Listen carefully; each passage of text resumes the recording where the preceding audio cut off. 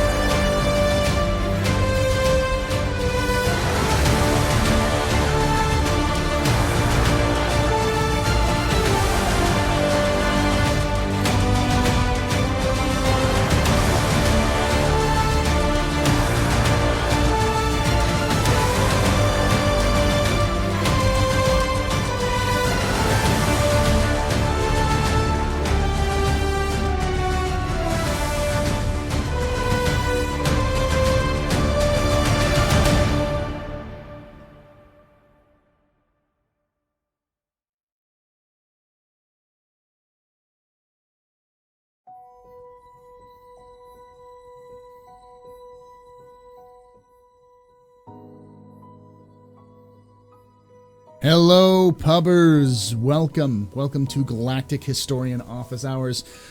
How you guys doing today? Thank you so much, Fast Cart. Thank you so much, let's clear stuff out. Maddie and C-Dizzle. Welcome, guys. Welcome. So this is a little unusual for office hours because we usually don't do office hours on Thursdays. We do them on Tuesdays. But I voted on Tuesday. I did my civic duty, and my fucking feet hurt because Texas is a bunch of dickholes and closes all their fucking polling places. So I had to wait 2 hours to get in to vote. Yay. Let me check the time real quick. So it's about 8 minutes. This is the starting time for those who are watching on this YouTube recording. Falco's, welcome, my man. Let me pull open the last little bits here. How's the sound, by the way, guys? Is it good? Is the music too loud? Not loud enough? Or down a little bit more? Thank you guys for coming in and watching and hanging out. Eagle, how you doing, buddy? Yeah, we're giving away a Hawk Alright, so let's this month we're giving away a hawk, because I got one. Doing transition, everything's good. Let's go to Galactic Historian, shall we? To vote. See, I'm glad I don't have to wait for 400 years. That's at least the thing. Welcome all. I have a haircut, and I shaved. I don't feel like a fucking fuzzy face anymore. Well, I still kind of have a fuzzy face, and the way that the light hits it isn't too flattering. But welcome. Welcome. Something went wrong. Reload. Hopefully the chat's working. Well, then enter. Exclamation point, exclamation point,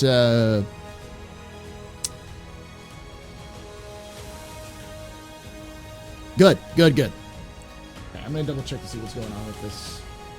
Our restream chat does not seem to want to work right.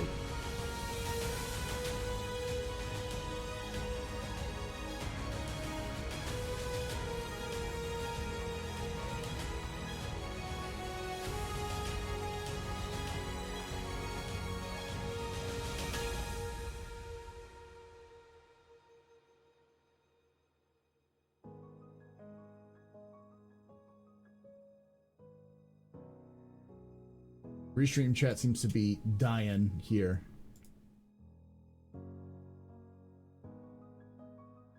Double check some stuff real quick. Hey, Kobe, Lord, Enigma, and Cyberwolf. How you guys doing? Yes, I'm trying to get both sides, Twitch and YouTube. For some reason, it doesn't want to work.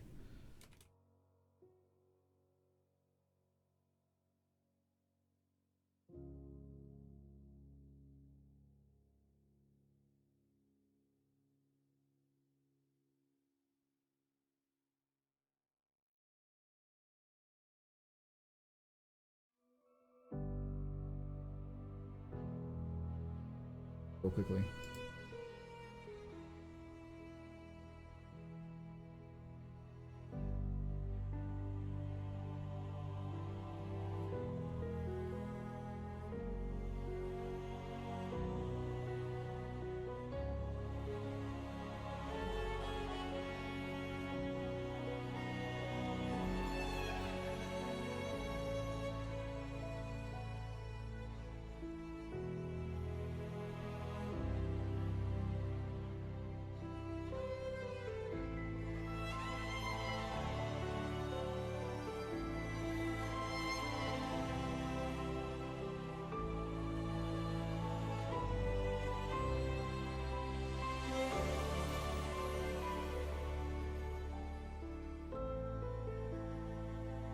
Haircut? I did get a haircut. Oh wait, no, it's something different. Ha!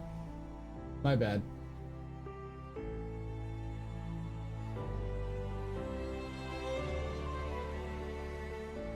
You have to do the old-fashioned way. LK, welcome, my man. Did some bounties on Cobra stream. Mostly died myself. Nice. Okay. But yes, I did get a haircut, Lou. Oh, you did say something. Awesome. All right, so I'm going to try this one more time.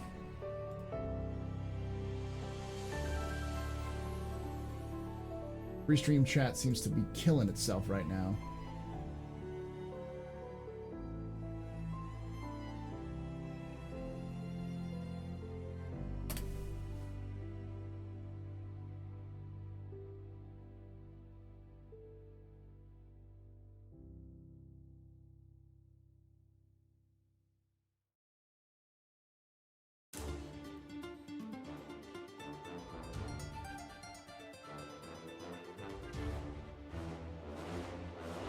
Download this real quickly and see if we figure that out. Question, yes. Feel free to use that question, and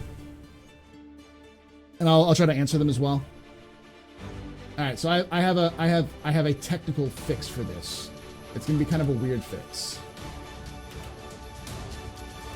because it's not working properly. Yeah, it's just not working.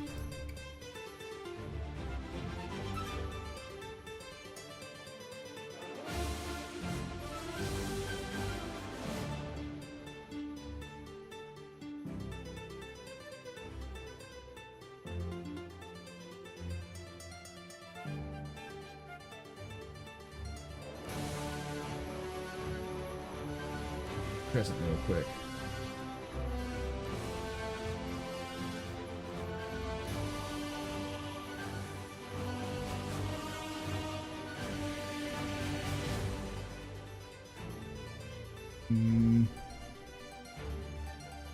We just don't have any chat for right now. Restream is shitting itself. IO broken.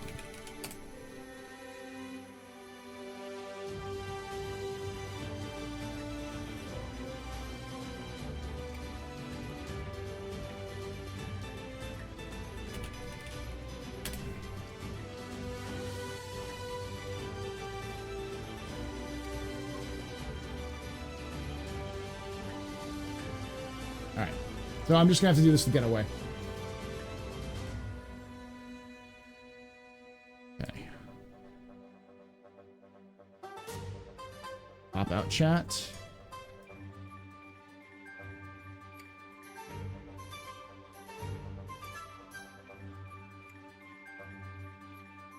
Yes. Alright. Epic face music. The most epics of face music. Double check something here as well. Edit video. Let's make sure everything's working. More options. Game title. Star Citizen. Save. Boom. Just hop a little bit. This is actually Uther Riley's music. So if you guys like this kind of stuff, check it out. All right. Almost done. Pull this up.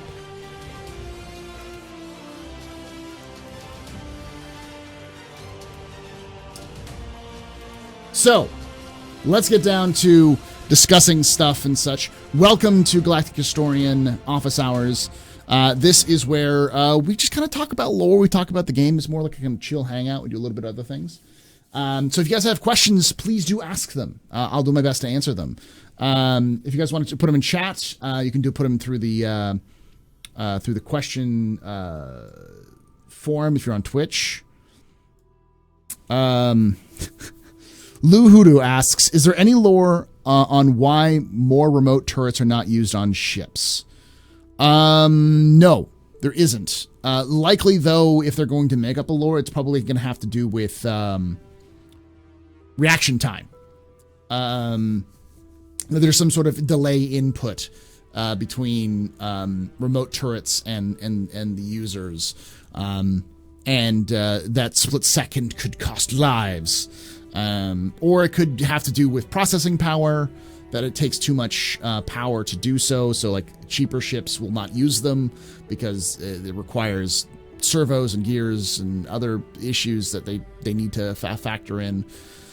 Probably one of those two. Maybe both. Is Steve confirmed? Not Steve asks. Not Steve. I can't tell. We can't talk about Steve. We don't talk about Steve in lore. I'm not going to explain why. You're just going to have to figure it out.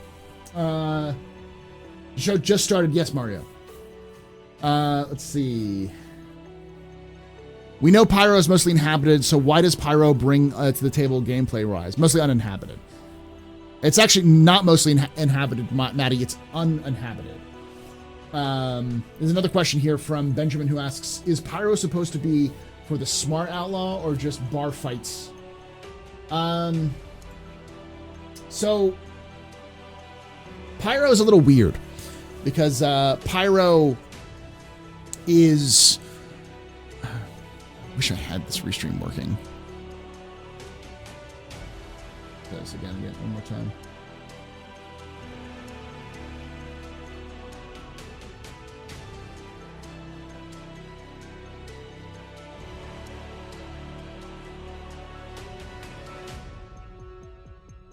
Yes, real quick.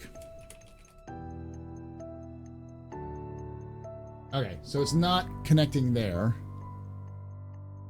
It might connect here.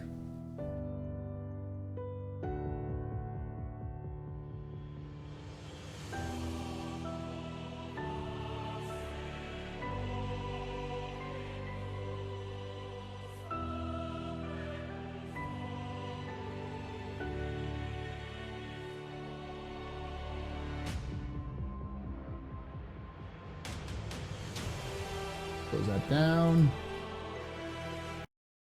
Change this music a little bit.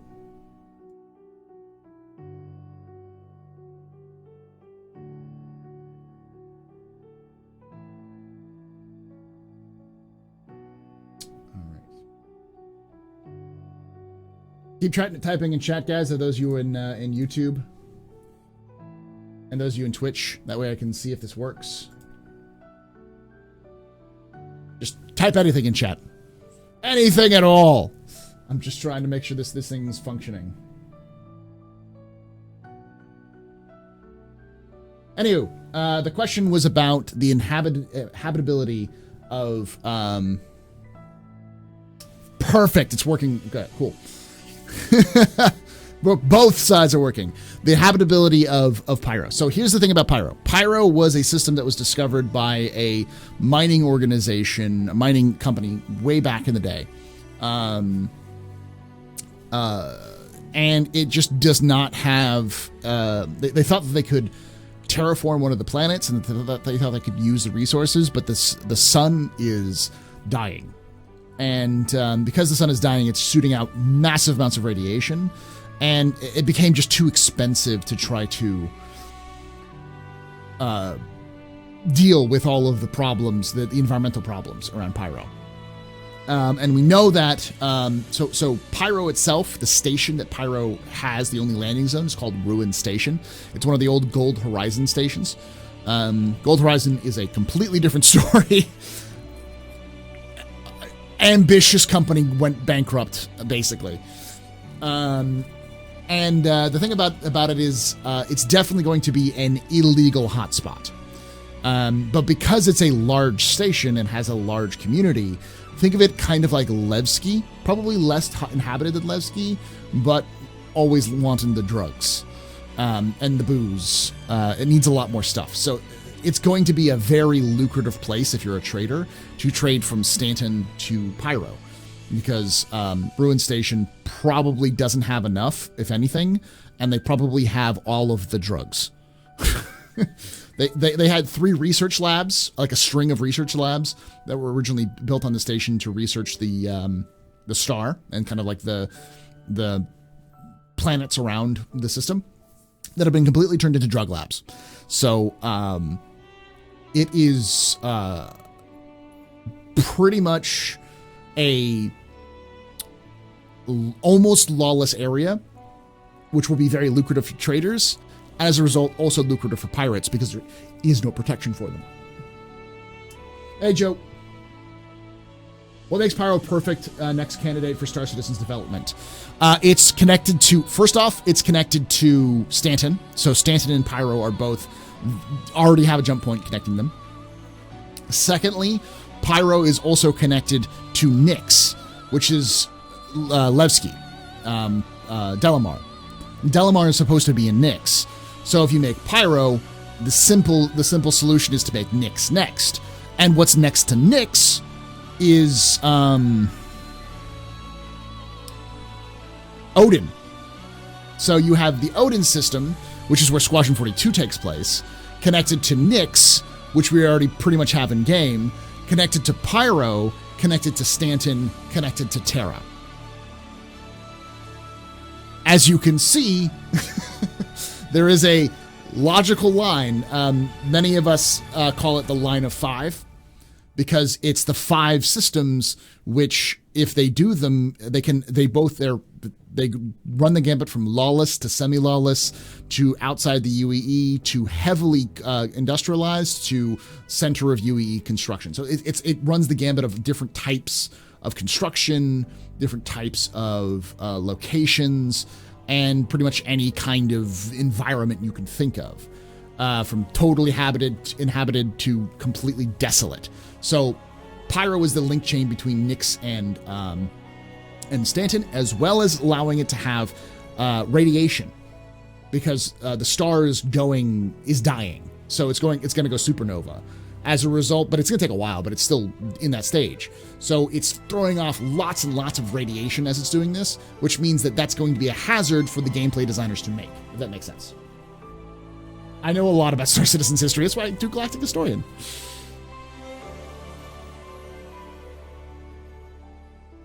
Hey, Unity, how you doing, buddy? Hadrian and Cast are pretty cool. I think, yeah, I'm doing a multi-stream, Darsh. I only do it for the, for the office hours. How much of Star Citizen is considered unexplored? Dice Gundam, let me put it to you this way.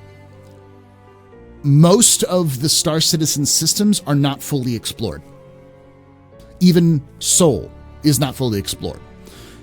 Because there's so much space in each Star Citizen system that it would take incredible amounts of resources to constantly update and keep maps of regions.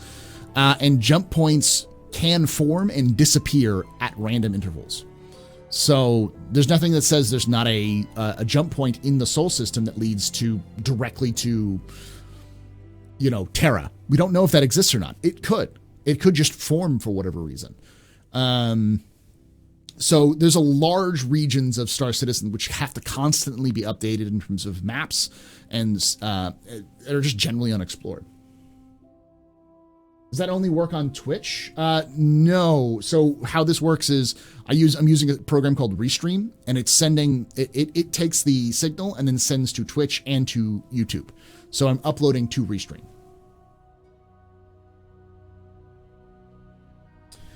Yes, asteroid rings are going to be reworked. If they replace it, I mean, they'll fill the void when they move Delamar. What do you mean? Utha, I fucking love. This is Utha's music. Utha Riley is a Star Citizen fan who's did a bunch of Star Citizen fan music. The man is a fucking madman and needs to be making music for games. He's really good. Is there a jump point to Bajor? Yes. It's called the Celestial Temple.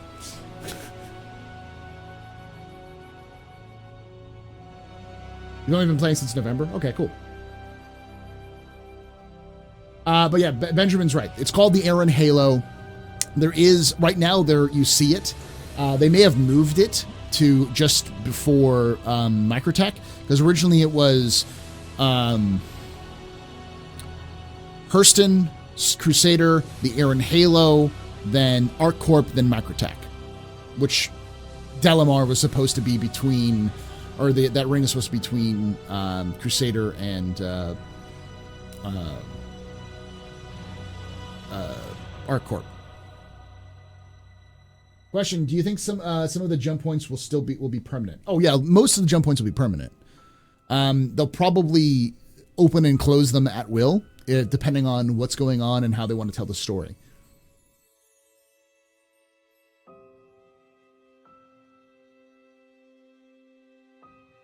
Let me read a little bit more. Do we know what Delamar is going to be replaced with when they eventually move to Nyx? Yes, it's called the Aaron Halo stations. There are several of them throughout the rings. Think of them as kind of like waypoint stations like we have now, only much larger. They've actually cleared out regions of the Aaron Halo, which offers kind of like a gate. We know that asteroid belts aren't actually as thick as they are in movies and television and video games, but that's kind of fun.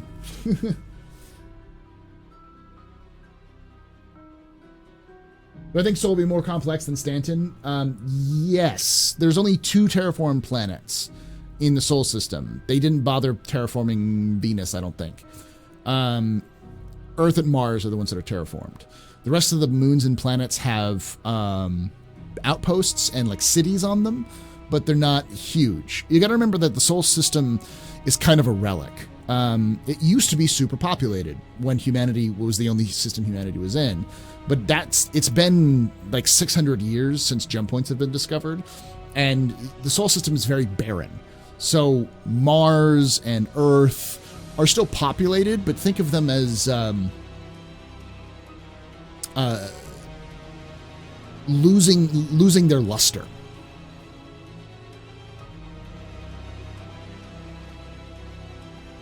Do you think we get alien life we can hunt and survive on? Oh yeah, for sure.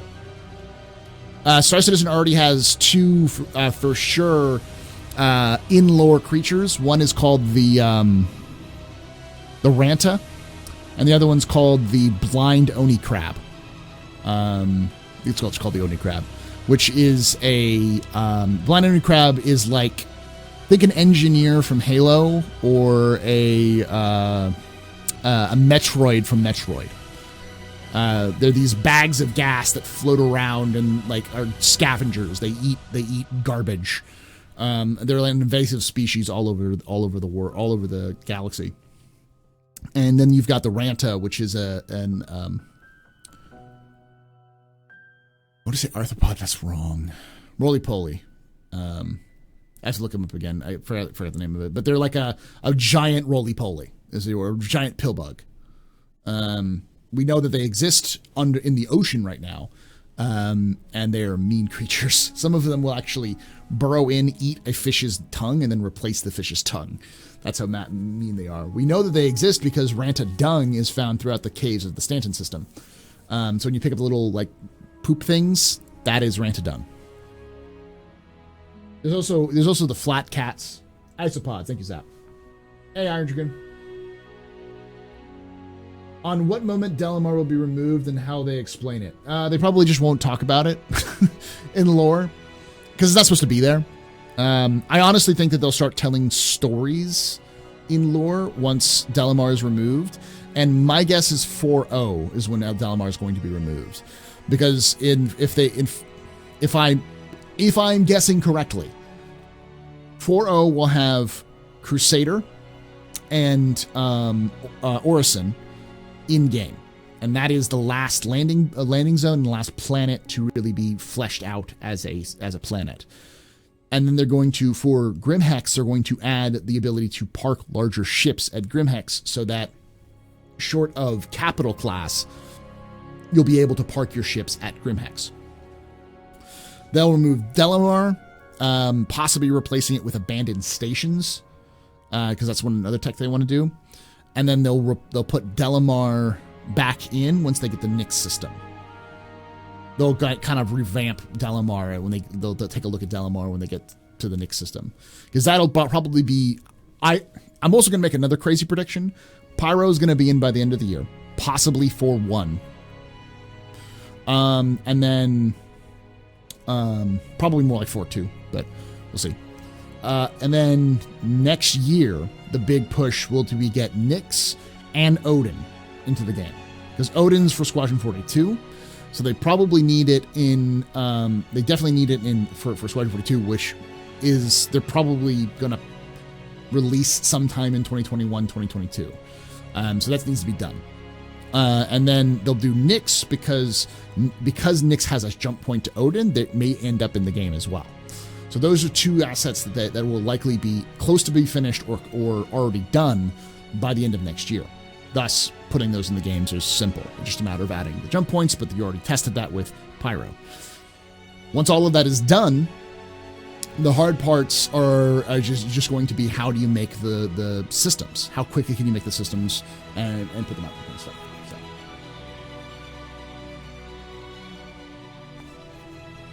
Vanduul moved the whole planet. Yeah, so I don't think they're going to mention it.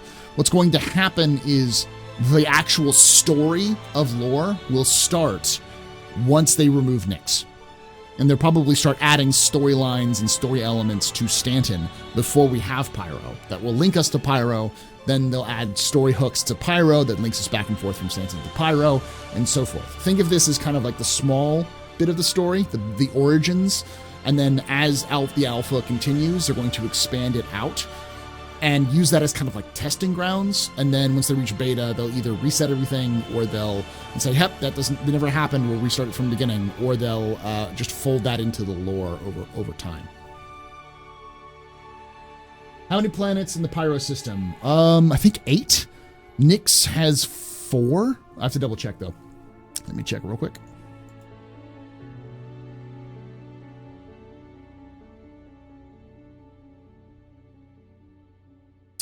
Four. Nyx has 4 and Pyro.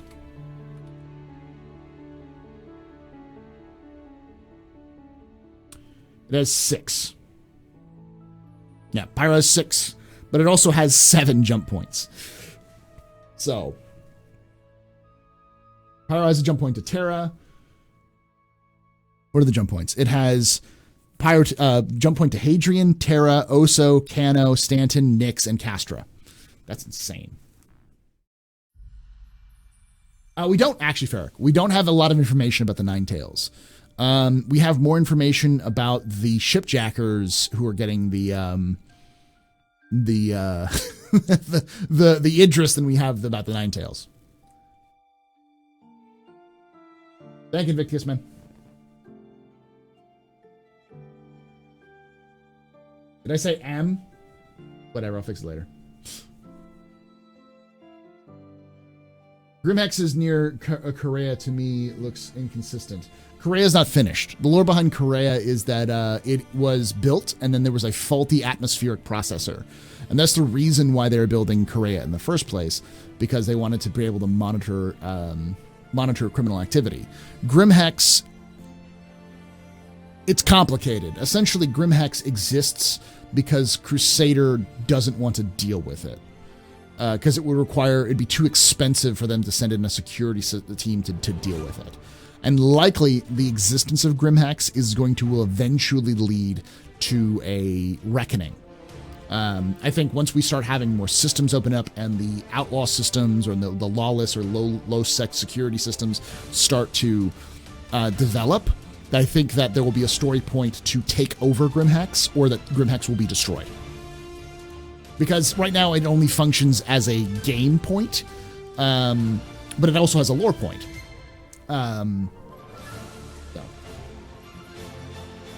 Stanton has 4, I think. Magnus, Terra, Pyro, and Nemo?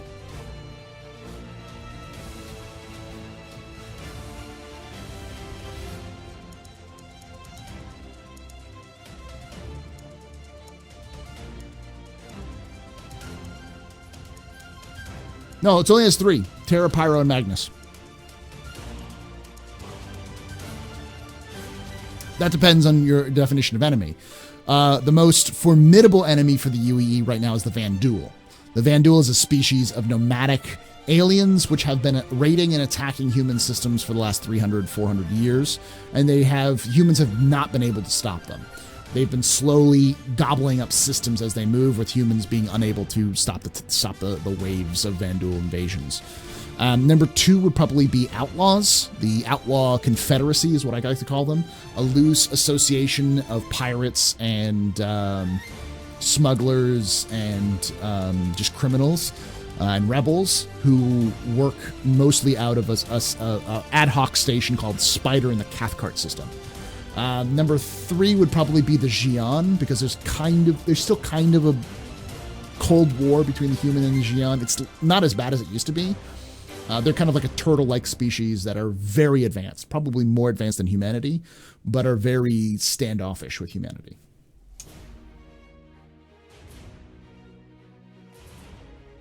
Call the Empire. Should we call the Inquisition? Are there any locations where large battles have been fought? Yes, the Grinder. There's lots of places where Idris 4. The battle for Idris 4 is one of the major historical locations or historical battles that made the Meza regime rise up in the first place. The planet of Locke. Let's see, there's Vega, the battle for Vega 2, which may even happen in Squadron 42, like at least a part of it. There is the battle for Nexus, the Nexus invasion, which is an outlaw system that the UEE and the Advocacy pushed into to take out the outlaws that had been settled in there because they were using it as a staging point for raiding into other systems. Yeah, the Xi'an are incredibly long living. They the current emperor was alive when the first Meza in the 2500s was alive. He's over 500 years old, or over 400 years old, I think.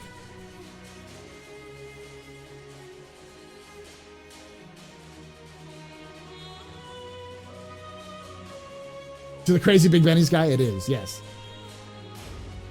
So do you think the Ninetales name is a placeholder for something to add later? No, I think they'll probably just flesh out the Ninetales. I mean, you guys know what Ninetales references, right? It's a reference to the Japanese kitsune mythical creatures, like the multi-tailed foxes, which is why they paint all of their ships red.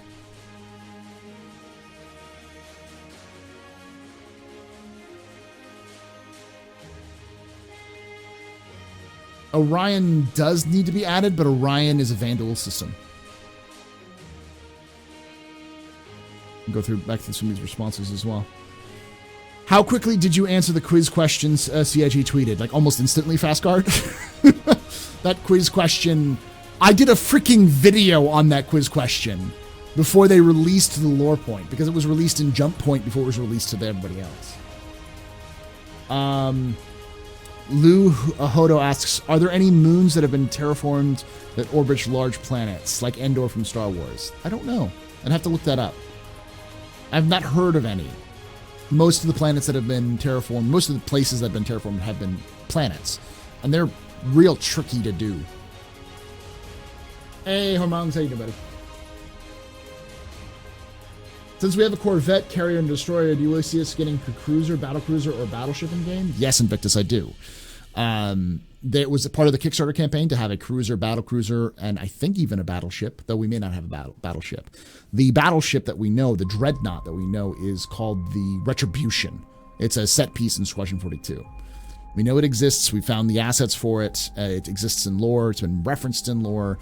It is a ship that's designed to take on one-on-one battle a kingship. The Retribution is like 4 or 5 times larger than the largest ship in the human fleet right now. That thing is massive.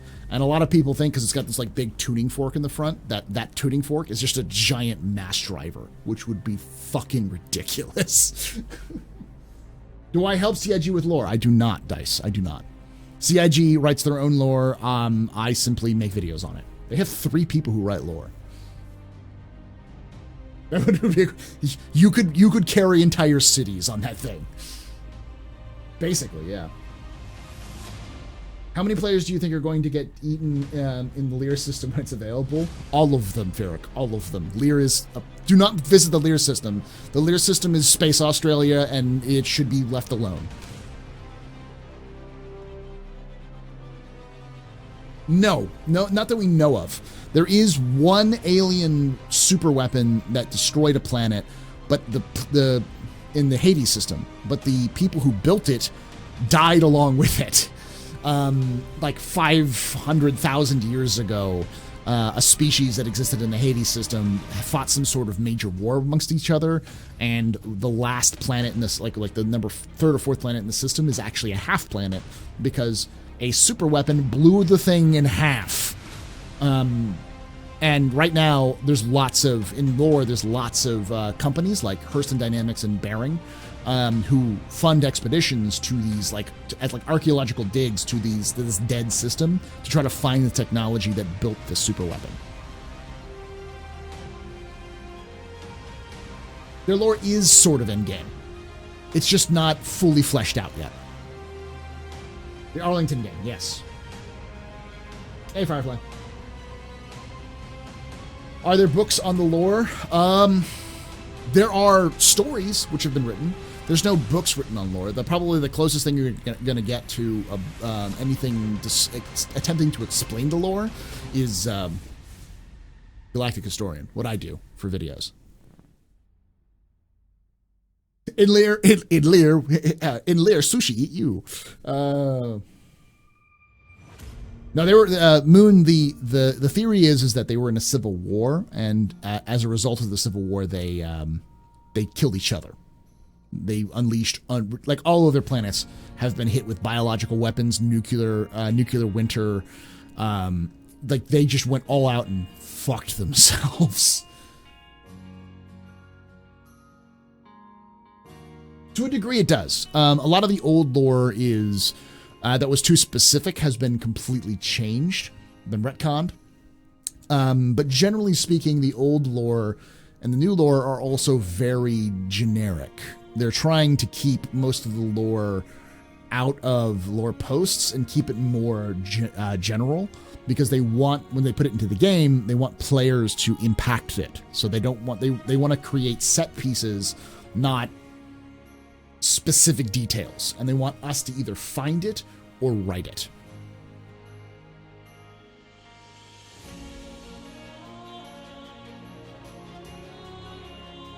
Nuclear. It's called, pronounced nuclear.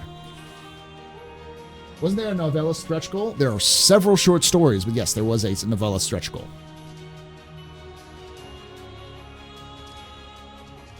We got a xenophobic man here with Lou. Xenophobe. Now, I also don't believe that you're going to be able to play as the Xenothreat. I don't believe you'll be able to help the Xenothreat until Pyro fully comes in. Ease there, Avasarala. Calm them titties.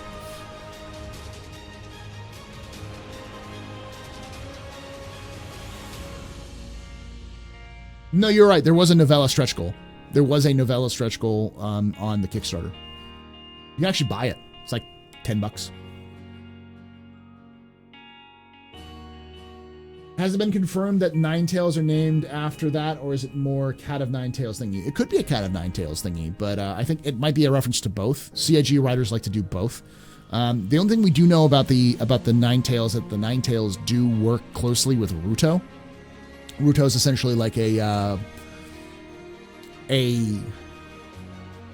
a contract manager for lots of outlaws and smugglers in the Stanton system.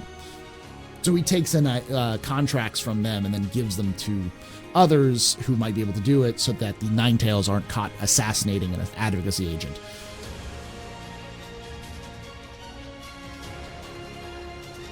So waiting for my physical items and my backer package. It's going to be a while, Iron Dragon. They probably won't send them out until the game goes to beta or live. They just look like it had enough escorts already. Yeah, it's going to have plenty of escorts. I think that's the other thing, is that they want players to, because of the leaks, audio indicates that there's going to be an Idris with the Xenothreat, and the Xenothreat will attack Stanton at some point. They're likely going to be basing it around like, hey, this is the first kind of raid, the first in-game event that you have to go deal with. And they want players to be on the one side rather than both sides. And then when they have Pyro open, then they'll add in players working with the Xenothreat, possibly against Stanton or possibly against the UEE, or even other gangs working against Xenothreat. Because it's the wild goddamn West in Pyro. Ruin Station is whoever has the most guns wins. And they're not the only, Xenothreat's not the only group that's in Pyro, in Ruin Station. Ruin Station has multiple outlaw gangs vying for power at all times. Big station, lots of places. I'd also wouldn't be surprised if we saw large sections of Ruin Station as free fire zones, as places where you're not going to be protected by the Xenothreat overlords, and there are going to be other gangs that'll roam around there shooting at you if you're not careful.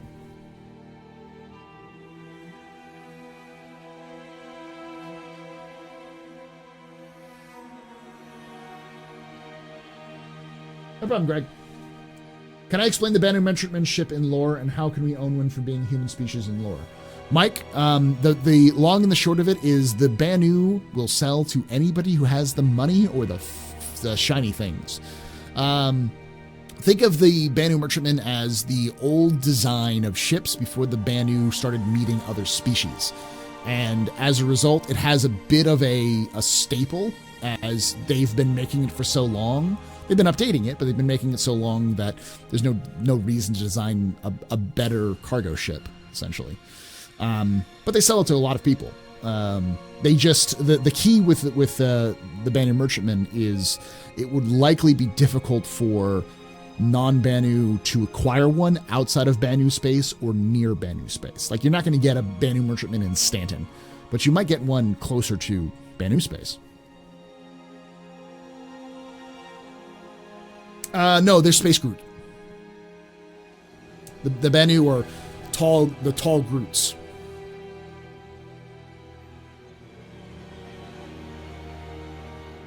Did you get capped out there, Tim? I didn't see that. Do you think the concepts we'll see in terms of ships?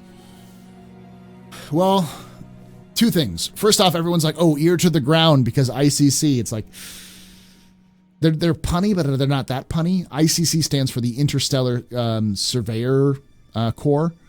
They're the mappers of the Star Citizen universe.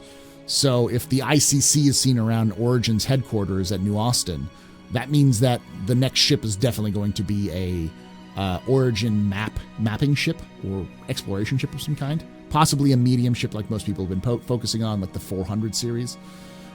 You also may see, I'm pretty sure that at CitizenCon, they'll have a Capital class ship, and I'm like 90% sure that the Capital class ship they'll sell is a cruiser by Anvil Aerospace, an Anvil Aerospace cruiser, or with a battle cruiser like supplement. So like a cruiser is, my guess would be something like a cruiser is equal parts weapons and torpedoes, and a battle cruiser is you pull the torpedoes out and just put more weapons where the torpedoes were.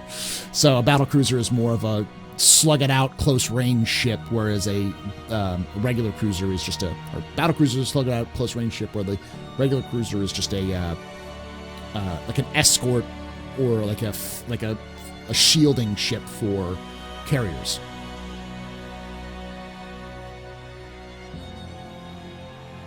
They don't have to add a 420 variant. They do. They need to add the Origin 420, man. Do you think alien ships will be harder to acquire in game versus other ships? Certain ones will.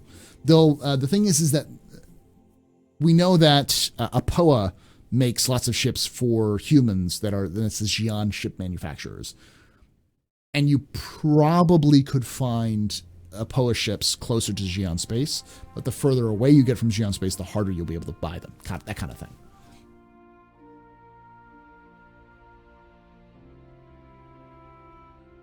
Possibly a replacement for the older cruisers. There is no other. There was one cruiser that was mentioned, a class of cruiser that was mentioned in a lore post a long time ago. I think during the first Tavaran War. But this would be the replacement, and it would also make sense in lore because the UEE is trying to modernize. The UEE's navy has been mostly stagnant for about 100 years because about 100 and something years ago there was a space tyrant who had been ruling UEE, and his family had been ruling UEE for like 200 years. And the UEE was very much, let's get away from all of this fighting and warfare.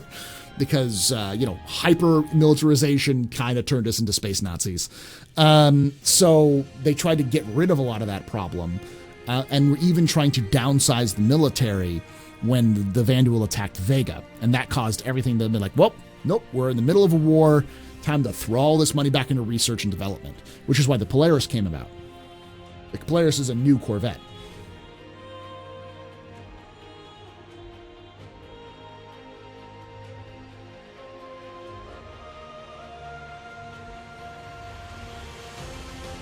Yeah, so bounty hunting is weird because bounty hunting you only track the guy if he's in monitored space.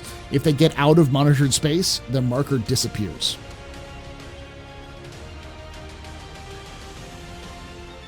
Do I think the true plot of Squadron 42 will revolve around Civil War? No, I think the true plot of Squadron 42 will probably revolve around Rebellion and the Vanduul. What type of ship would you like to see from their favorite manufacturer, and how would you explain it in lore? Base ship from either Anvil or, well, my favorite manufacturer is Misk, but, Misk or Drake. But Drake, I can see Drake. Drake building a base ship. Based ship, yo. I am so old. A base ship in the sense that it's like think of it like a mobile forward operating base, where you would get into it, you'd put a bunch of troops in there. You would fly it to a planet, you'd plop it down, and then it would have a transformation mode once it has landed, so that you would remove, put barriers out, like cover out that would like kind of fold out.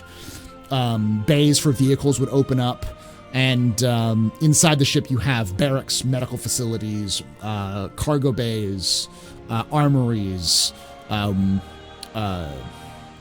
shooting ranges, like practice ranges, combat rooms and training rooms. You'd have a CNC area to monitor, and you'd have large sensors. It'd have some like light defense turrets that you could use, but it's not designed for ship-to-ship combat. It's designed mostly to fly to a place, plop down, and then become a mobile base. That would be one of the ships I'd like to see. And I could see Drake building it, because Drake loves that kind of crap.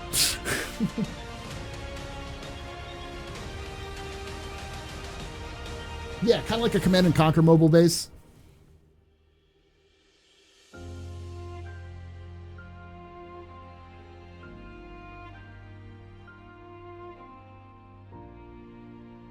Happy ISC Thursday. Yes, thank you, Black.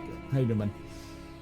Like a Kraken? Kind of like a Kraken, but the Kraken is more of a mobile... It's a carrier, it's what it is. Think of a Kraken, but for troops.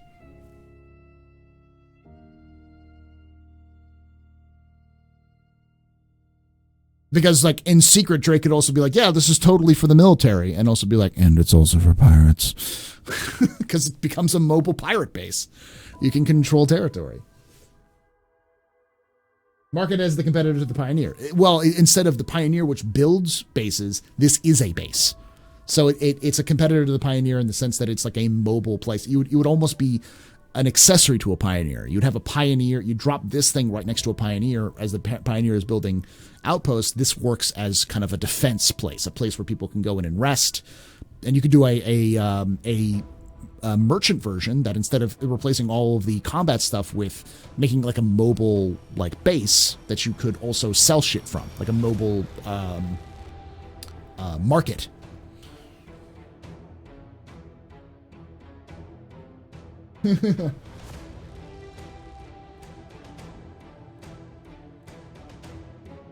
Like the Privateer, yeah. But whereas the Privateer is more of a floating version of that, like a space station, because like the Privateer is pretty much a floating space station with engines, or is a space station with engines, and the way it's built. So it makes sense to also have a version that is commercial. But with on the ground, you can do the same thing. Only its main purpose is to serve as a forward operating base.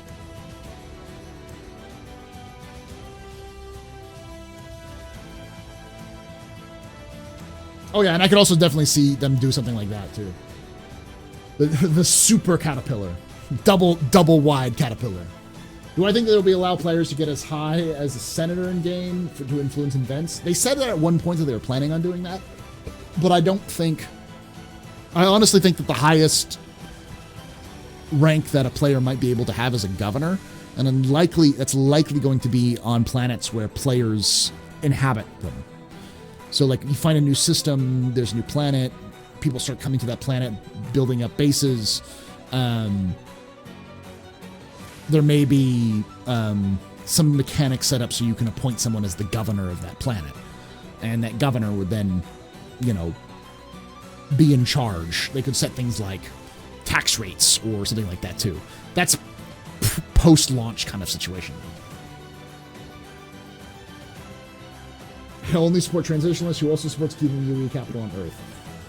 So you believe in the transitionalist values except for them moving the capital to Terra. As a right-leaning transitionalist?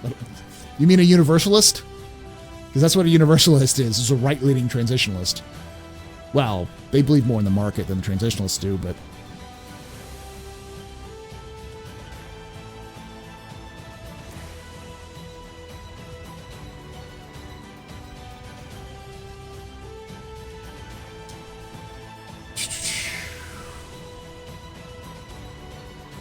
We're gonna get hands on some other stuff.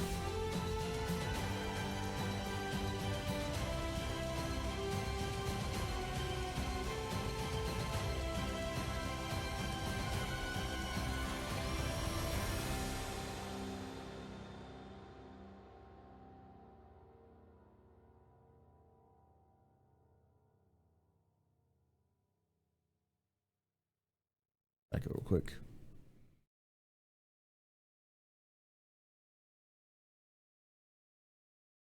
I'm a centralist Xenothreat sympathizer. Yeah, that sounds about right.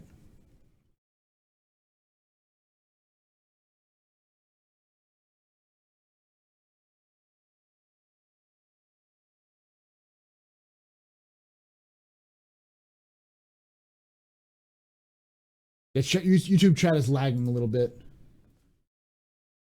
I'm seeing YouTube chat, and then I'm also seeing other things. Wow, holy shit. And this was dropping stuff.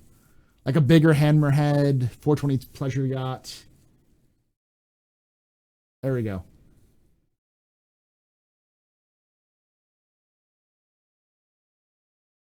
Is there a religion in this future, or do alien species have it? Yes, Athamed, there is the Traveler, the Church of the Traveler, which is a multi-denominational new church. But there's also the old religions of Earth, as well as the there is the religions of gosh, what are they called? Something Nora by the Tavaran have their own Bushido-like traditions. The Xi'an have a very Buddhist style religion as well. The Vandul, we have no idea if they have a religion or not.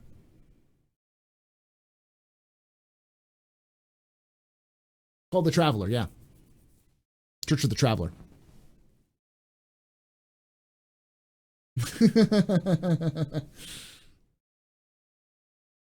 All hail the lamp. May it guide us. That's a player created religion in the universe.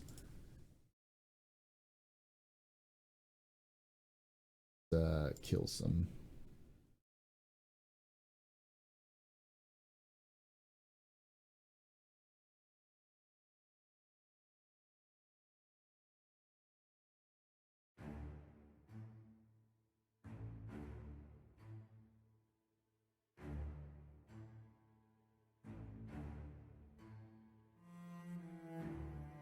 Is it plausible that dinosaurs are progenitors of the Xi'an? It could be possible. We know that the Xi'an lost their homeworld millions of years ago. CIG could be hinting at that. Though I think that it's more likely that the Xi'an lost their homeworld because it was captured by the Krithak. Do Vandal eat people? Yes. No, but yes. A lot of their technology is based off of organic paste that they use that's used for construction. They could also eat it. Sounds like the Voth.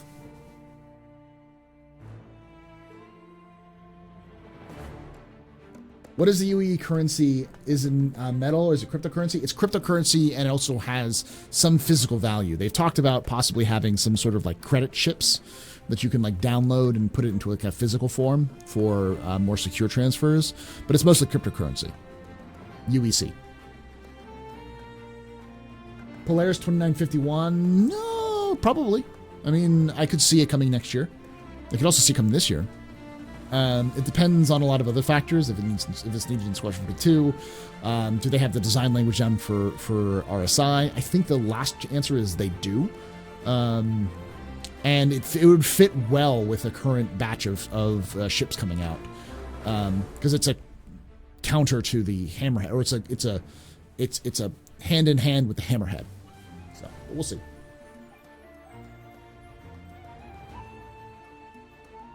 What are your thoughts on CIG creating a cryptocurrency mining mission? What do you mean by that? By like you having a mission to mine cryptocurrency? Maybe that's probably, if they did something like that, it'd have to be an info running job. Yeah, the Nautilus is about the same size as the Polaris and the Hammerhead. I'm surprised it's not further along. It's probably because they don't have a lot of the tech behind the drones yet. Adding CPU and graphics computing power to the yes. I don't think so. I don't think that's the case. You'd probably, though I wouldn't doubt that they'd have something like that for info running, but probably not that kind of mining.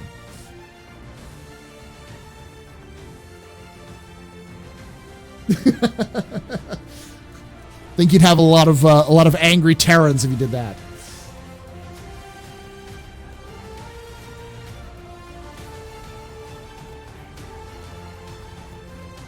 I could see a time thing. I honestly could see like a cryptocurrency situation where people are paying for cryptocurrency, like will pay you to mine cryptocurrency of some kind. I don't know if that'd work though. It'd have to be fun, and it'd have to be. I think you'd probably more see something like that in terms of like hacking with info running. So like you go to a place, you hack into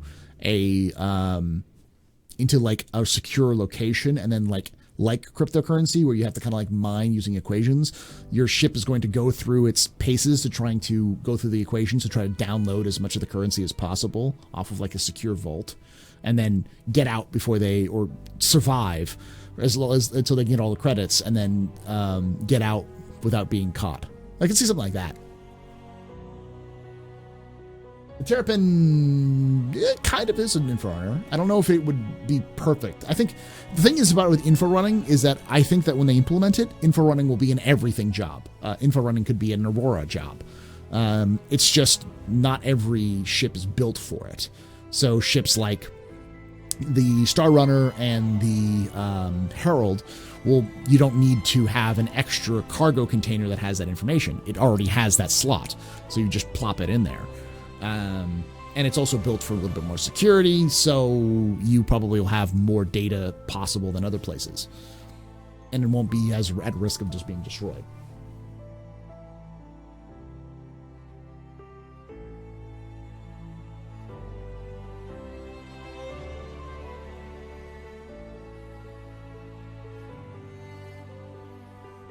Any other questions?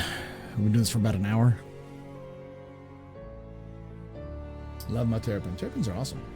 I think Terrapins are going to become quite valuable. One of the things that I'm looking forward to is information distribution. Taking information from a ship like the Terrapin and spreading it around to other ships in a fleet, so that those ships have a better sensor idea, like better ideas, like better info around them. Because right now, there's no way of changing that data, of like sharing that data. So like a person in a Hornet can be like, oh, there's not just 2 ships in front of me. There are 23. They're just further away, so I can't scan them. But my Terrapin buddy can, so he can like relay that information. I'm sure that will be more possible when they do the HUD updates, the HUD tools. Are there any alien vegetarians? I believe the Xi'an are. I don't think the Xi'an eat animals. Are the Tavaran vegetarians? They might be.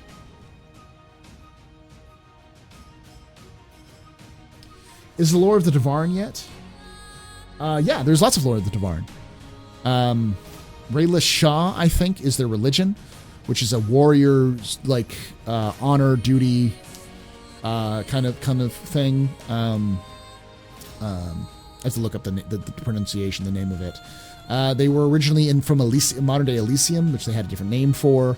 The UEE found them, or the UPE, the progenitor to the UEE, found them.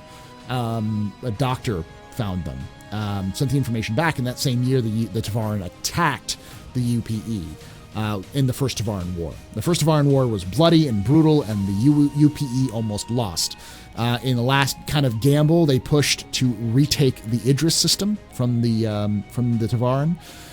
So they during the Battle of Idris IV, all of the ground forces leaders were killed, and the person who was left in charge was a captain from the EU division, from the EU battalion, an EU battalion who was the highest commanding officer left. His name was Ivor Mezer, and he managed to control the situation. So he was a tactical genius. Figured out how to break the Tavarans back, and then sent a special ops team to disable the planetary defenses that the Tavaran had installed in the Idris system, in Idris 4. And they didn't just disable them; they turned them on the Tavaran ships. So the Tavaran's own defense system started attacking Tavaran ships because the space battle was going bad, and this allowed for the UPE to regroup, the fleet to regroup and push out the Tavarans. And once the Tavaran fleet was gone, the rest of the ground forces were able to land and secure a landing zone and slowly retake the planet. And that was a huge moment for the UPE, because this would eventually lead to the Battle of Elysium, which was led by Colonel Mezer. He led the invasion. He got promoted to colonel, double rank boost, I guess. And personally led the invasion, capturing the leader of the Devarans, the Devaran warlord, bringing him before the Senate, the UPE Senate, as tribute, and forcing the end of the First Devaran War. They scattered. It's called the Diaspora, where they scattered across all these different systems. They coalesced under one leader. I've forgotten the name of it. A new warlord. They rebuilt their ships, got new technology, and developed a shield technology that was insane, and slowly pushed from the periphery of the UEE, at that time UEE, back to reconquer their homeland, and failed at the last moment. And since then, the Devaran have been kind of listless. Mostly are criminals or warriors, mercenaries for hire. Those recently, there's been a kind of a resurgence of trying to take back their culture because they've been stuck in the UEE without really much representation. So Zion eats sentient rabbits. What are the childs on the game? What do you mean, childs? Be more descriptive of that. You have a question for every question. You should have campaigned for UBE Emperor. I thought about it, but it was too late. Ivar, yeah. Messer.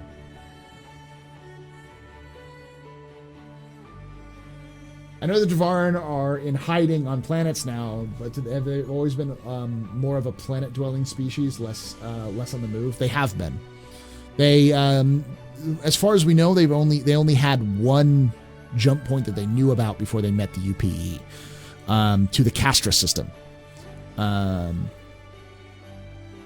Costa? I think it's the Costa system. And there they kind of hid out until the Second Devaran War and then disappeared. What's my favorite lore on SC? All of it.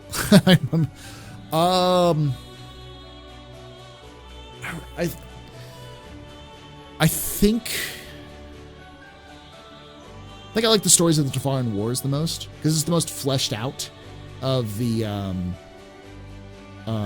stories and has the biggest impact. Think of the Devaran Wars as like World War I and World War II for modern day.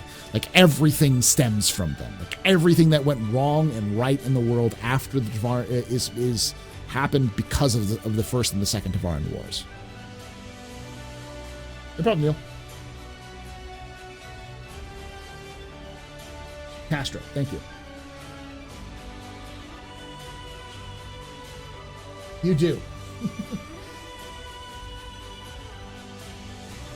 I mean, there possibly are the Devaran in hiding. The Castra system was only recently discovered, and large caches of weapons were hidden there, including weapons that were made in the last 10 years. So the Castra system may have been a hiding place for Devaran in exile.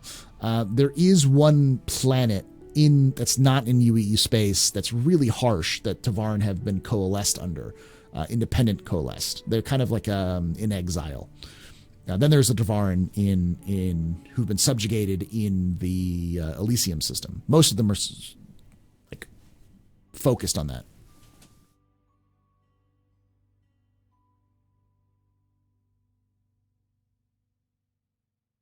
Welcome again, everybody.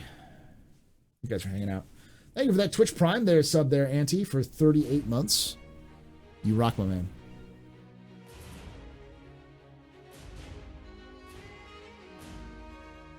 How do I think ground battles are going to pan out in game, Con?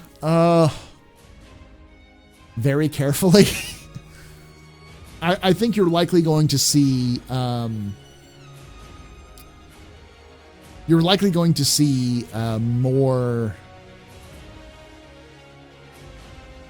I don't know how to put this. You're likely going to see more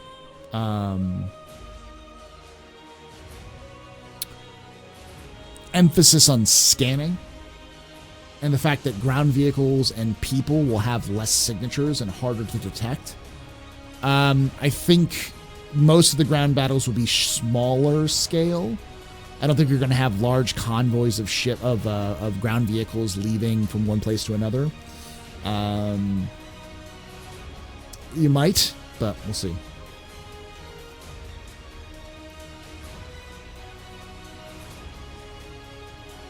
Oh, where are all the children game? So they exist in lore, but they don't exist in Star Citizen because of the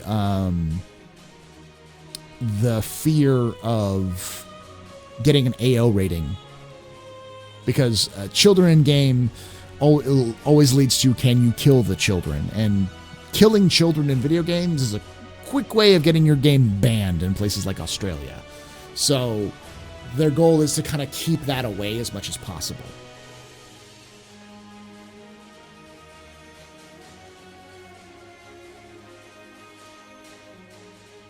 I don't think you're going to be able to play. You're going to be able to set your character's kind of physical appearance, but I don't think you'll be able to play children or teenagers. You might be able to play 18-year-olds, but I do think orbital strikes will happen, but I think orbital strikes, you're going to have to time them right. You want to be a Banu slave, a slave abolitionist? The Banu slaves are kind of weird. They're less like modern day slavery or like more chattel slavery, and more similar to like Roman or ancient slavery, where the slaves are it's weird. It's very cultural based. Unless it's child zombies in Minecraft. That's a little bit more stylized. I know that there was a concern about adding children characters that could be killed in things like Fallout 3 and Elder Scrolls, and the reason why they didn't want to do it is because they had it originally, and then there's some fear that Australia might kill it.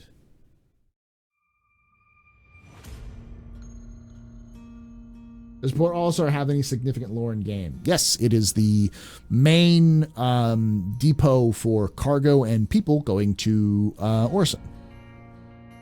It is most of the stations that are above all the planets are actually where most people will go to first, rather than going straight down to the planet.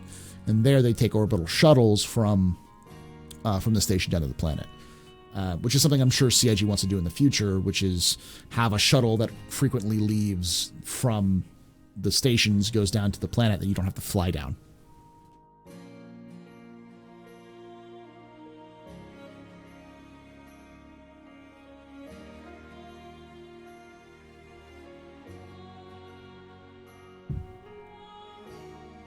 I don't think you're going to see orbital strikes on cities. That's not going to be possible.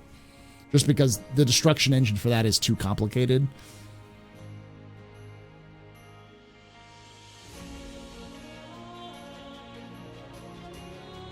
Yeah, Iron Dragoon, I believe you. I think that's the best way of putting it. I think if you're going to have orbital strikes, it's going to have someone who's on target, lasing, or somehow other marking the target so that you can hit them. Minecraft must have skirted around it. I think the reason why they're baby is because they're not actually baby. They're just small versions of the larger characters.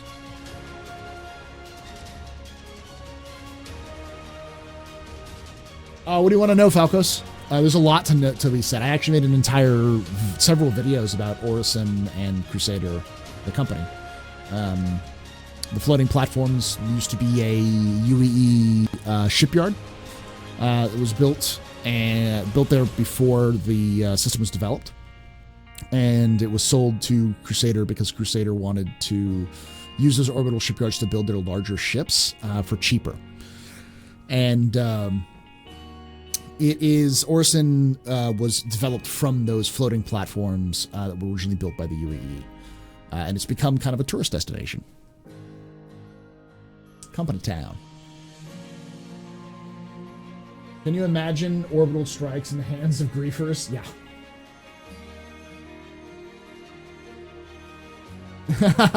I like that. I don't think you can kill baby villagers in Minecraft. Other chat. We're on Twitch and we're on YouTube, so you can look both.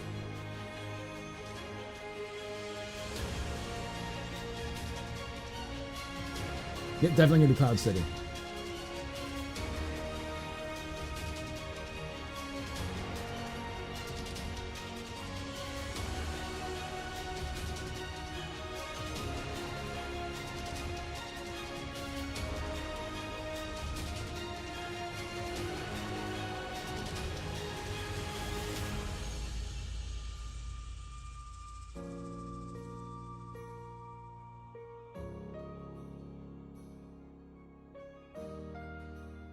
It would be. I mean, it's very beautiful, and it's also got a lot of tours, stuff like that goes through it.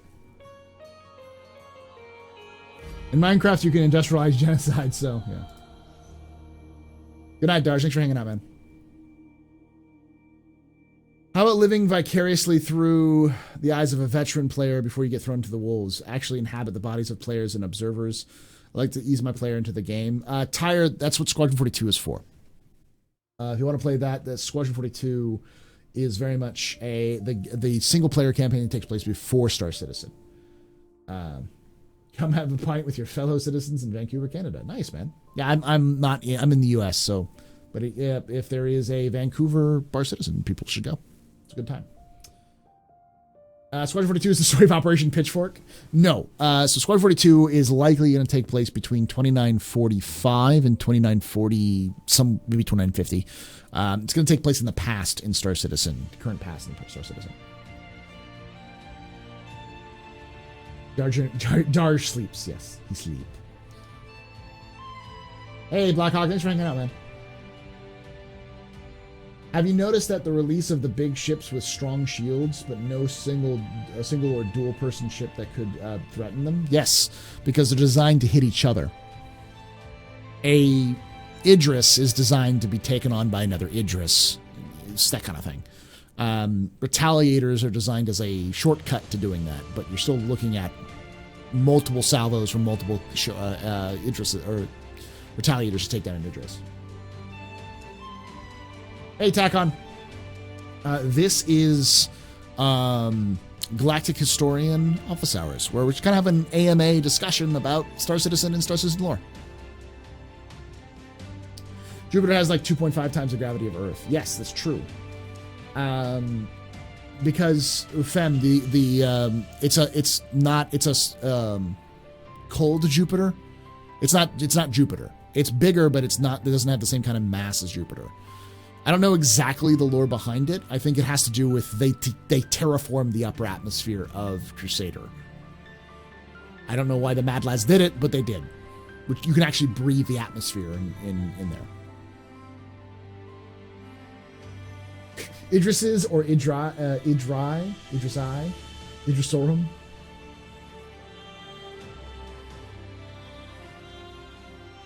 I don't think 3.9 is going to get cut back at this point. The most you'll see is some small stuff dropped off, but they seem to be pretty solid on that. But yeah, they said 4.2 is going to come in this week, but that might get pushed again.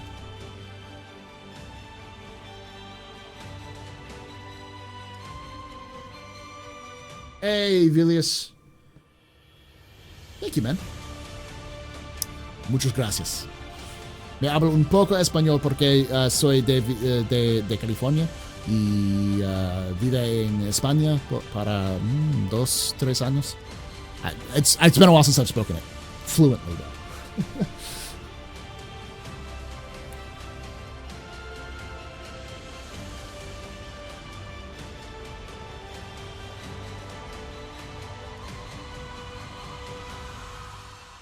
Is Earth and Star Citizen lore? It is. Earth is in the Sol system. It is an aging behemoth. It doesn't have nearly the I don't even think it has the population it has today. Maybe a couple billion.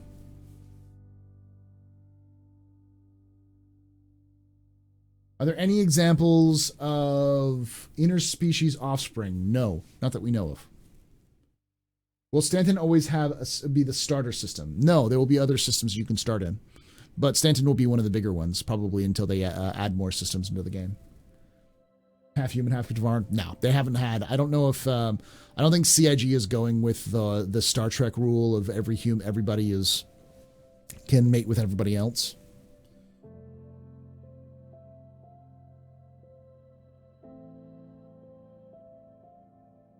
Yeah, fem ship. I think the even though it's bigger, the mass of Crusader is very low. I don't know exactly how the science works, other than it's cool. But someone at one point did the calculations where you just need to have a lot of energy, to have a floating city.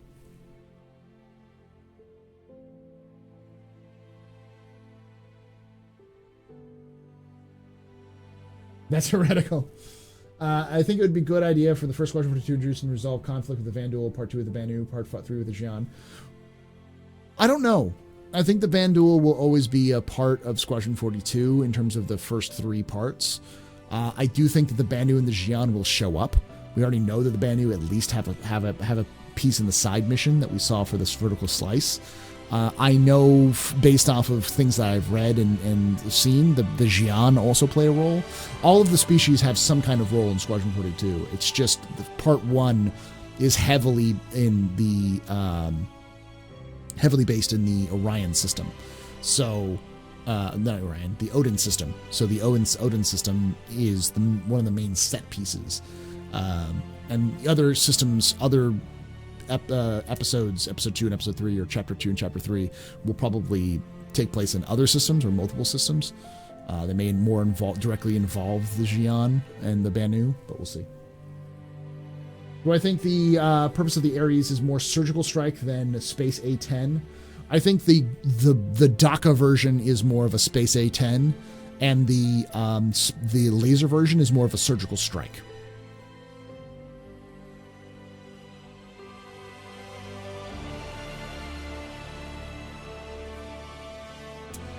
Will players ever be able to travel to Earth? Yes, that's the plan. I wouldn't expect it to be 1-to-1. There are 3 landing zones on Earth, though. You've got New York, Shanghai, and Moscow, I believe, are the 3. No, London.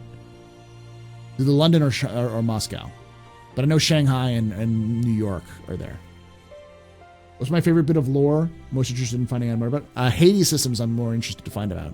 The Blue Man, the Hadesians, the mystery of the Hadesians. Definitely interested in finding more about the Banu. Not the Banu, I'm sorry, the Vanduul. There's some weird stuff, like relics that existed in some Banu space that don't exist anywhere else.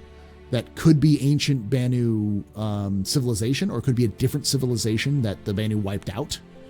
But the Banu don't keep records, so there's no one who has any references to what it is. But my favorite piece of lore is probably the Tavaran Wars, the first and second Tavaran Wars, just because as a historian, you always look for those points where, like, oh, this thing happened and then everything around it is fucked, or everything around it changed because this one thing happened, those focal points. And the first and second Tavaran Wars are very much the focal points of the Star Citizen story. Yeah, Tavarans are very interesting. I'd like to see and hear more about the Tavaran. Yep, that is the picture of New York. New York is the capital of the UEE. It's the capital city of the UEE. That's where the Congress, the Senate, is housed.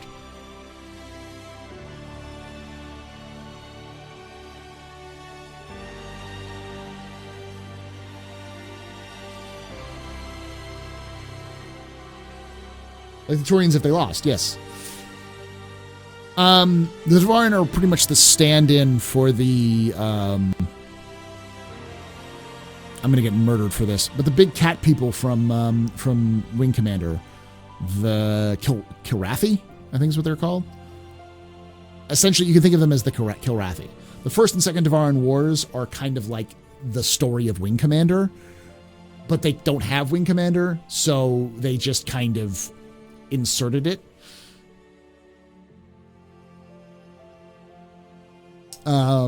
And so you can think of instead of having cat people, you have bird people. So it's kind of different. It's very on the sleeve wearing kind of thing that originally Chris and the lore team was like, maybe we can get Wing Commander. And so they started thinking of like, what would the future of Wing Commander look like? The Wing Commander universe. And so they thought of a space room and all these kind of cool things. And then they're like, yep, there's no way we're getting the Wing Commander license back. So let's just like, new universe, and they kind of worked from there.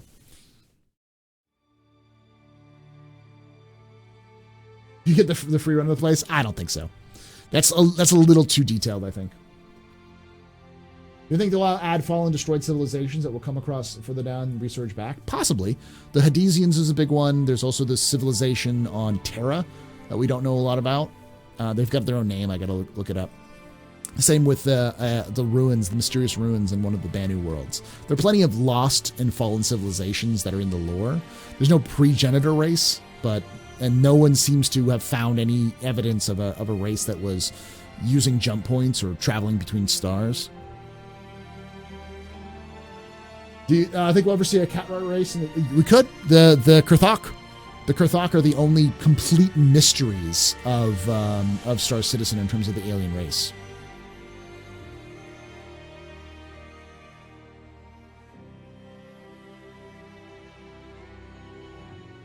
Why are you waking at 5:30 in the morning, Boo?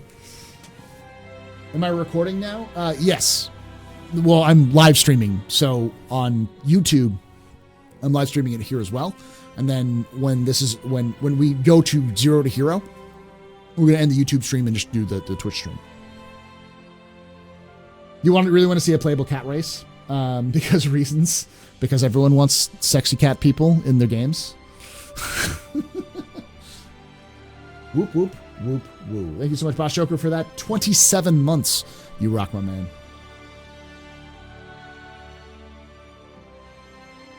I'm going to be doing 0 to hero, more like 0 to villain. So we'll see that. For those of you guys who are watching this on YouTube, I live stream pretty frequently, and usually Thursdays are set aside for me doing a run that I call 0 to hero, where I have an account that has only an Aurora. And I see how far I can get in terms of earning money, buying equipment, ships, before the wipe.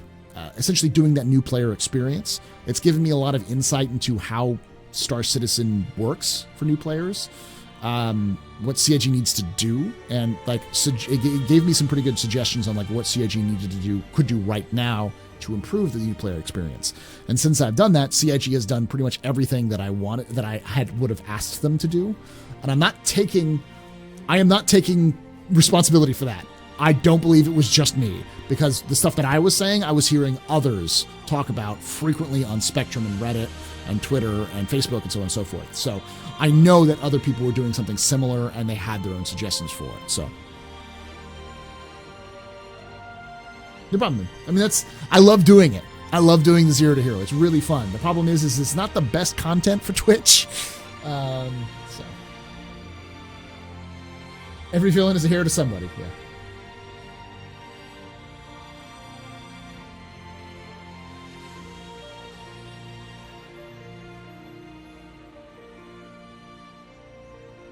I thought the Kurthok were insectoids.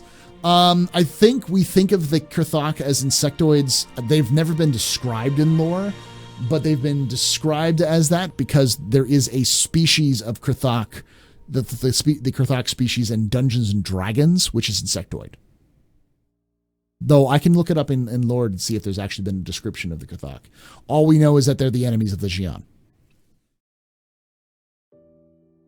How do I think the Idris will hold up to a swarm of hammerheads performing an army-style ant-attack?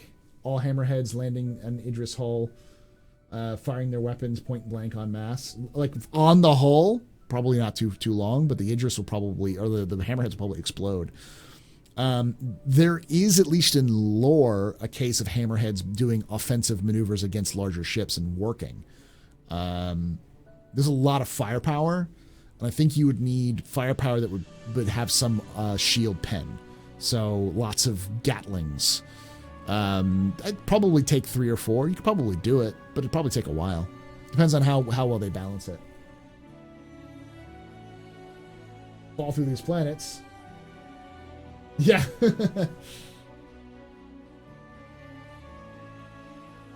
We did it. Yeah, it's more like, so the things that I would suggest for 0 to hero would be things I suggested were things like renting is good, being able to keep your equipment after you purchase it, even after you die, you get destroyed, even just temporary, or just adding to the timer for the new stuff you get was what I suggested. Being able to purchase ships in game is a big thing. And then long-term persistence, some sort of way of keeping it between minimal wipes. So every 3 months you get a wipe rather than every couple of weeks or every couple of months. And all 4 of those things have come in. Like, CIG has improved a lot of the new player experience. It's still buggy, it still has lots of problems, but it's a lot better than when I started doing Zero to Hero. I don't have the Twitch link. I'll put it in chat. Here.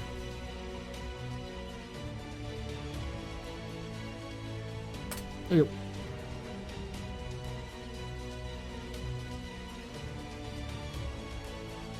I think I'll be Jabba the Hutt and my feed, my dancing bug girl, rancorish anteater.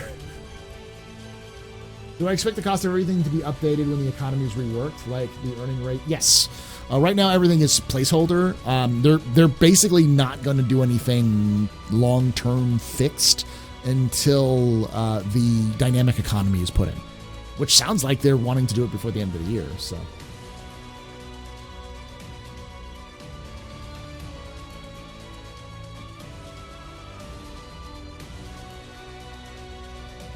you know, I don't doubt they will. I'm almost assured that they will add gentlemen's clubs. I don't know how interactive they'll be, but I'm sure you'll be able to walk in seeing an alien stripper. Not totally nude, but think GTA 5. Kind of that kind of stuff. The desync is ruining AI is probably the worst thing at the moment. Well, the desync is actually being worked on with the refactor, the client to server refactor, or the server to client refactor. The other one, there's another refactor they're trying to do, which is coming in like 4.0. Nightclub from Mass Effect 2. Yeah, the I know what you're talking about. Can't remember the name of it though. Have you found that getting through the mission grind last patch, I'd get timeout, crash, etc. before completing? You doing all right with the missions? Yeah, I'm doing okay. I've learned a lot of tricks. One of the major tricks is that people will get killed because of bugs, because they try to get in and out of their ships. The key is once you've hit the enter ship button, don't touch anything and let the animation play out. Once the animation plays out, and you'll get into where you're supposed to be going, and then touch your controls. A lot of people will hit it and then start immediately trying to tap things or move their mouse around and stuff like that idly while the animation's playing, and then that kills you because the game thinks you're in the ship moving while you're also in animation. It's a weird bug that they've not fixed yet. There's other stuff like that, little tricks that I picked up. In lore, didn't the Kurthok do a major synchronized attack on the Xi'an? They killed the entire royal family. Yeah, 1,000 years ago. No, like 2,000 years ago, like 1600 Earth time. They also have a little bit of nude, which is fine. Yeah, they'll probably may have them alien titties. As it were. No, that's just a joke because they just use the Miles standard Miles character. Miles Eckhart.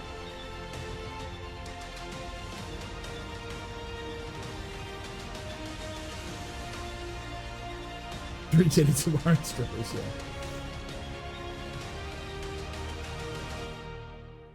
The Xi'an. We don't know. I don't know exactly how long-lived the Banu are. They might be pretty long-lived, but the Xi'an live hundreds of years.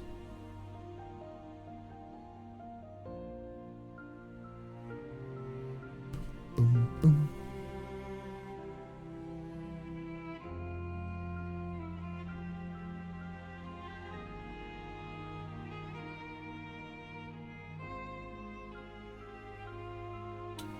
All right, guys, so we're going to be ending this in about 20 minutes, and we'll be moving on to Zero to Hero. For those of you guys who are watching us here on YouTube, feel free to ask more questions. That's what I'm here for. Let me check my other questions as well.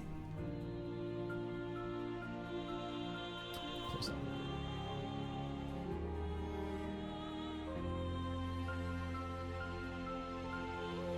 Total power. So that attack in the Xian's minds is still pretty fresh? Yes. For many of them, it's only a couple of generations ago. Like maybe like their grandparents saw it. You'll be broken game.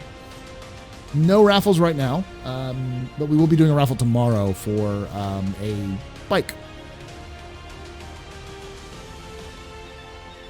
Is the UE time based on soul, or does it change from system to system? There's actually a big debate on that. It is based on soul, but the Terrans want to use the Terran calendar and the Terran time, because I believe Terra has like a 26 or 27 hour time, and they also have a different calendar that they use based off of the age of Terra. So there's a big yeah, I think so. There's time is a huge issue, because the Terrans are like, let's use Terra because Terra is the center of the UEE in terms of commerce and culture anyways, and everyone's on Earth is like, fuck you, Earth must come first kind of thing. So ending the YouTube stream and moving on to that. Thank you, man. I got a haircut. And then I actually shaved a little bit. And this is for you guys who've been watching me a long time. I have lost 20 pounds in the last 2 weeks. So my goal is to get under 300 by this beginning of summer, and be at 260 around by the time we get to CitizenCon. If I was 260, a lot of people don't. It's hard to tell on Twitch and on like in videos and such, but I am 6 foot, almost 6'1". I'm built like I'm German and Danish. German, Danish, and Norwegian actually is most of my heritage. So I'm built like a running back. So 260 is like kind of skinny. I'll probably look pretty average to kind of skinny at that.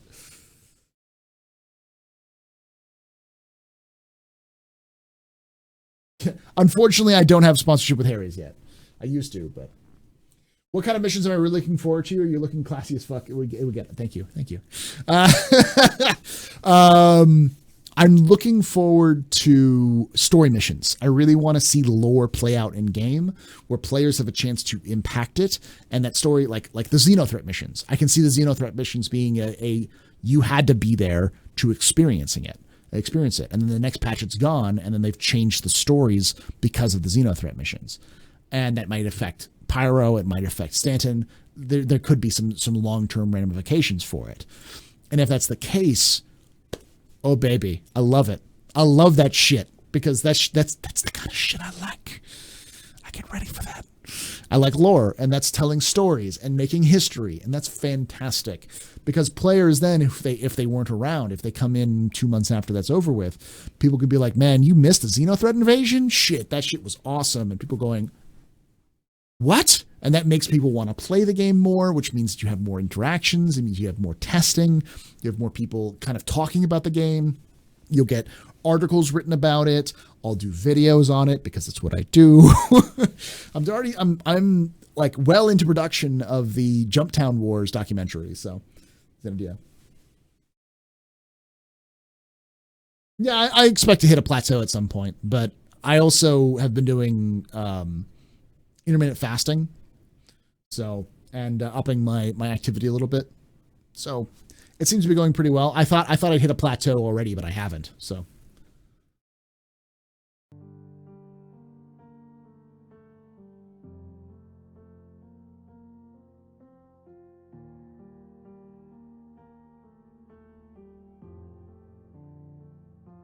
Tapeworms, they work miracles. And stuff to do with my friends, bring them in. Yeah, I mean, like, multi-crew missions would be great. Having multi-crew gameplay being more dynamic. Missions that are bigger, that require multiple players, if not multiple ships. They're doing that right now, which tells me that they're planning on adding that. But I think the major hurdle for them is they want to get Stanton done. They want to get all the mission givers for Stanton in. They want to get all of the landing locations in. They want to get all of the basic, here is the world that we're in, so that there's no, you can't just hop off the Delamar in Stanton, which isn't supposed to be in Stanton. That kind of thing before they start telling stories.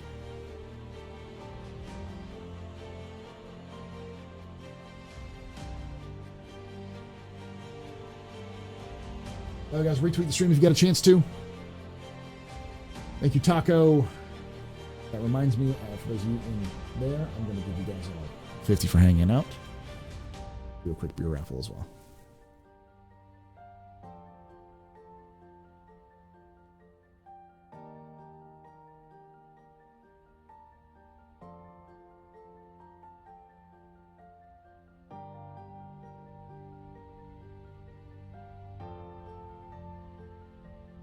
Forge Terra, Earth First. Both names mean dirt anyways. Let's just call it Terra Dirt 2. There we go. Hey, Volk, how you doing, buddy?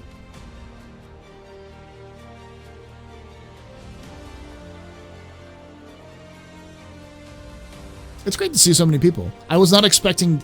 Right now we have like 38 people watching, 37. We've gone up to like 40, 45 people on YouTube. We have about almost 50 people watching on Twitch. And I'm glad that people are watching this. You're enjoying this. Hello. Thank you for enjoying it.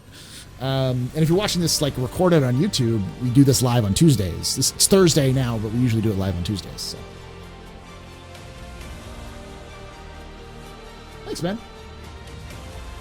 Just at work? Well, enjoy your work. Hello, YouTube.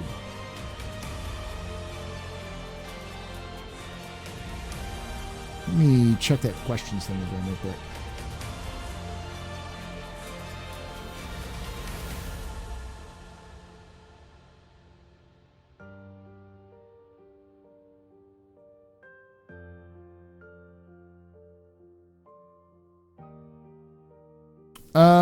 What Origin ships have been mentioned in lore but not sold? That's a good question. Origin 100i has been sold, but it was mentioned in lore before it was sold. The 200i has been mentioned in lore but has not been sold. The 300i has been mentioned in lore and has been sold. The 400i and the 500i both have been mentioned in lore but have not been sold. I don't know for sure about the 400. The 500, I believe so. I think that was the highest they've got. 600 through the 890 is also a little different, which also presumes that there's an existence of the 700 series. No idea what that would be, though.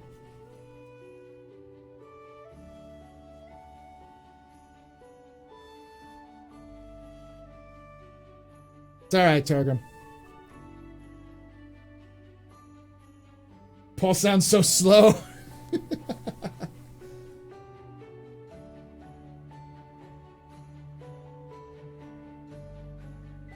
I like him.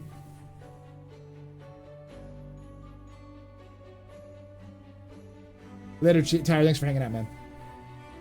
Yep, the 200 series is one of the first things that Origin ever made, the 100 and 200 series. I believe the 200 series was transportation shuttles, though. Less intergalactic transports and more get you from the space station to the planet. Are Henry Cavill and Mark Hamill good friends now? They might be.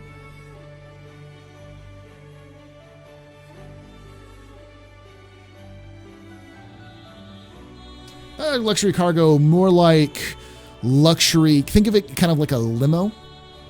You know, you're not gonna stay in a limo going between like L.A. and New York, but you might go in a limo from L.A. to Santa Monica or San Diego, that kind of thing. It does look like a chill place to hang. I need a good like. This is the closest thing I've been using for like hello. This is me. Look at the globe. We're doing information stuff. I gotta have a new background though.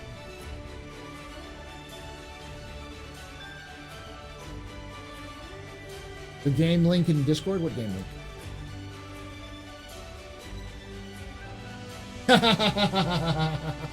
I love that, Pyro.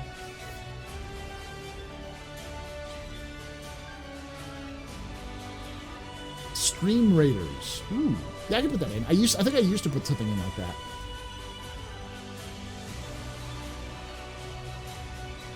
Here, I'll post what Pyro posted, which is hilarious.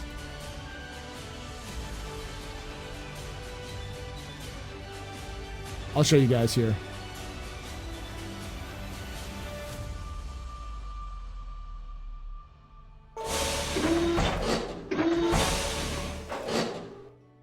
It's hard to see this.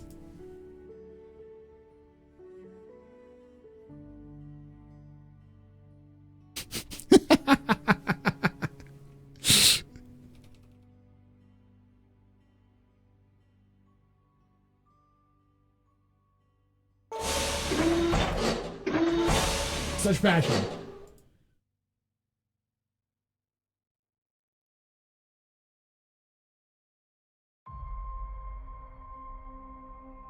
Nah, you need sleazy bars. What are we doing, Info Runners? When am I doing Info Runners? I don't know when the next one is. I haven't been asked to put on one recently, but I will be on one soon. I'll ask around about it. Quality stream thumbnail. Perfect. Yeah.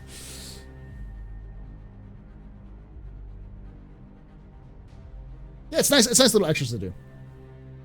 If you're on Twitch, exclamation point raffle to get in on that beers giveaway. For those of you who are new, who may only watch me through YouTube, I also stream live on Twitch Tuesday, Wednesday, Thursday, and Friday, and Saturday, obviously.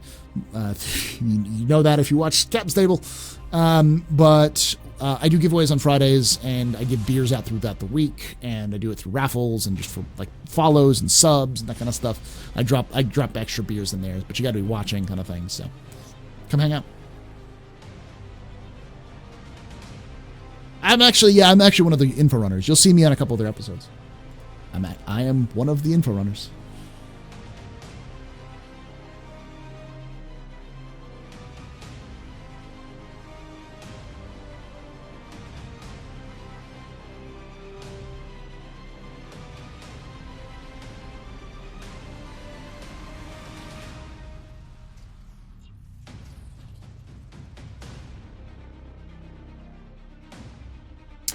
But feel free to ask questions if you guys have any questions about lore, about the game. You guys want to have your own opinions. You want to talk about that. That's cool here, too. That's the purpose, is just kind of hang out and talk the game.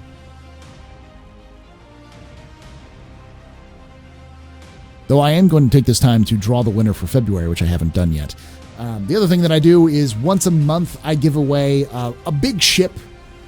It's not sponsored by CIG usually. It might in the future. I've had CIG's given me ships to give away in the past. So, but I do a big ship giveaway. Anyone can enter. I'll put the link in the description below, like in the top pinned comment, so that in YouTube, so that if you guys want to enter it, we're giving away a Anvil Hawk this month, but last month we're giving away a red. So let's draw that winner.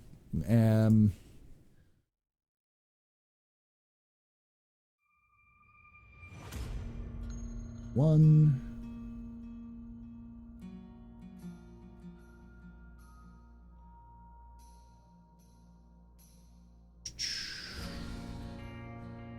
Sure, I have their information because I do not want to dox them. Droy Mills is the one who wins. DROYMILLS on Twitch.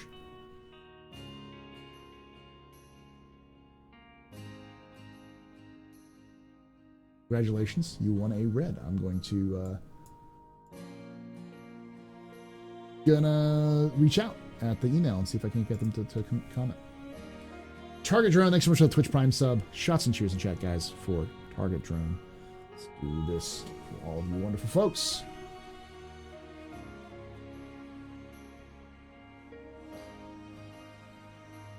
I've actually seen Droid before. I think he's been hanging out in chat for like Captain's Table and such in the past. I'm just waiting for Xi'an chips, maybe 3 to 4 years. I think you'll see Xi'an chips sooner than you think. Probably more like next year, though.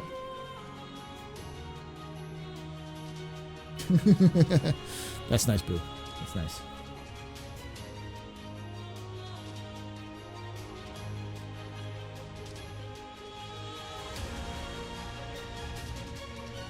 If for some reason it doesn't show up on that chat, because it's a multiple chat.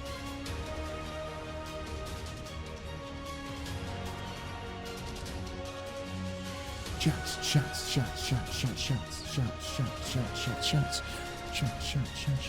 Everybody.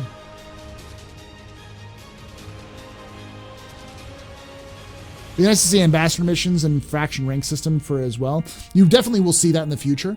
But I don't think you'll see a faction rank system. I think you'll see you will have a faction rank that you will not be able to see.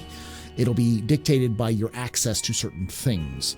There may be a faction rank where you can earn ranks in a faction. So like getting higher promotions in like the Mercenaries Guild or the Traders Guild. Or in some of the criminal organizations, but likely that'll be tied, and that's probably already going to be tied to your reputation, and it'll depend on how well your reputation is. And I honestly think that a lot of those are going to be tied to mission givers. So if a mission giver likes you enough, you have a mission you have to complete. Once you complete that mission, once you reach that level of reputation, then you will be able to have access to other parts of that faction.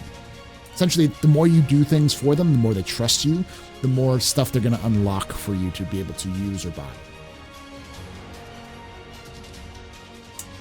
Captain Richard, thanks so much for that raid. Welcome everyone to Captain Richard's stream. My name is Paul, Berserker 1, Batman Shelley. Welcome to the Galactic Historian Office Hours. This is where we talk about lore and other things like that. So shots and cheers and chat guides for these thirsty raiders. How you doing, my man? How was PAX? The first time I've been streaming since in a while.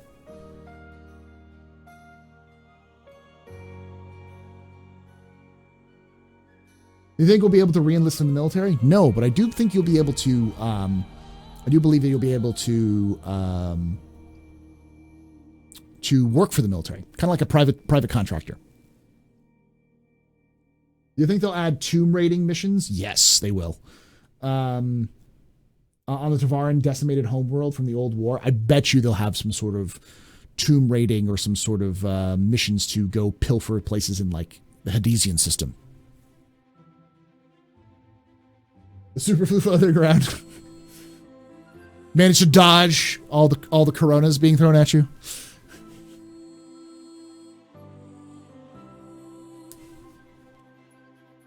Yeah, Firefly, we might be a little bit longer than 1 minute, but because it was raid, that kind of stuff.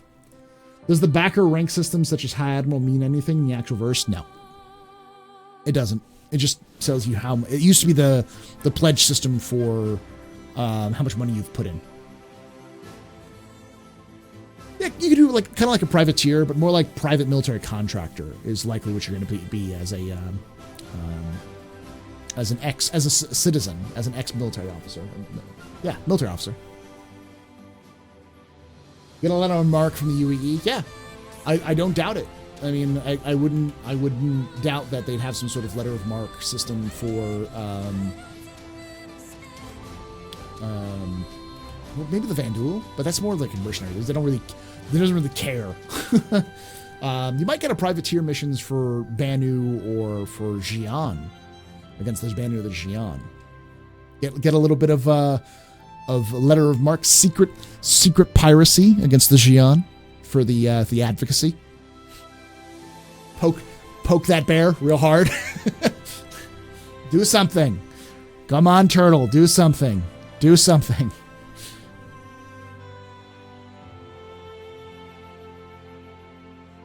We already have the militia system, and the militia system already has the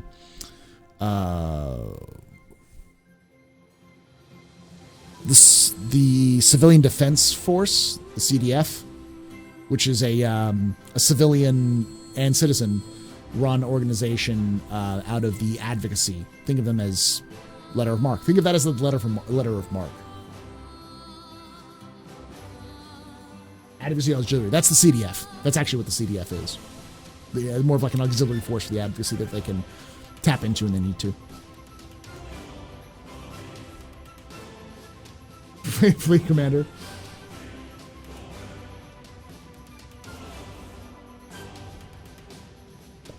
But anyways, for those of you guys who just came in, we asked questions about lore. We talk about lore, some of the game elements. We'll be moving on to gameplay here in a few minutes, but thank you for coming by. Remember that we are giving away a Anvil Hawk all this month! Exclamation point March in chat with that one.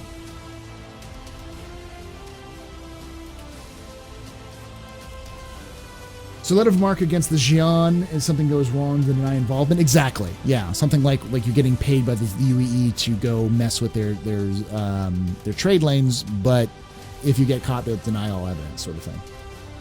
It was a rogue citizen. We can't be held responsible for the actions of every human.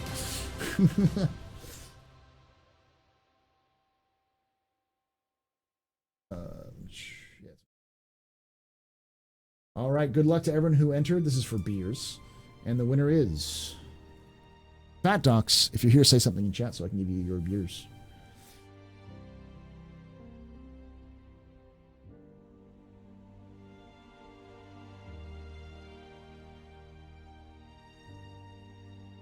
Yay, there we go. Let's do this real quick. Motion point beers, add Fat Docs.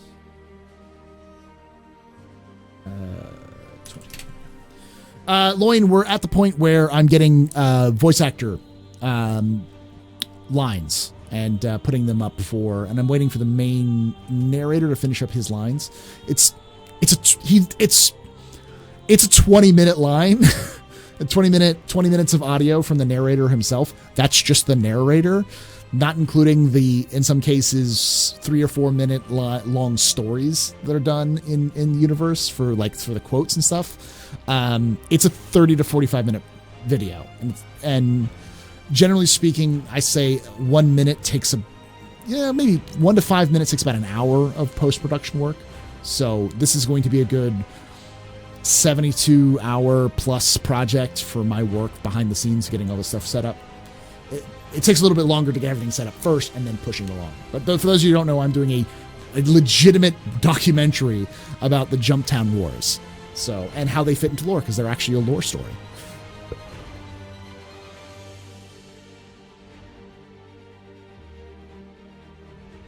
Does it still say February?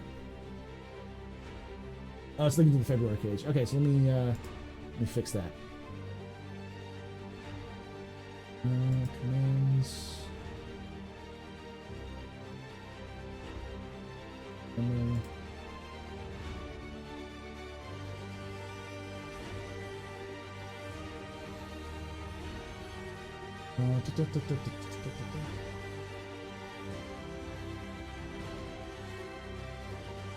All right, now try March. I just updated it.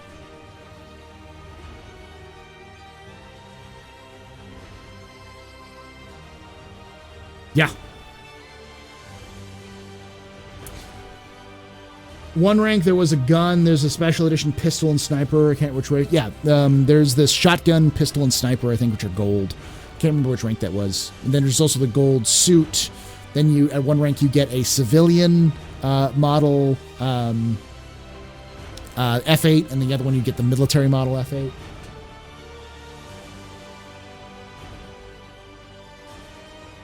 That should work now.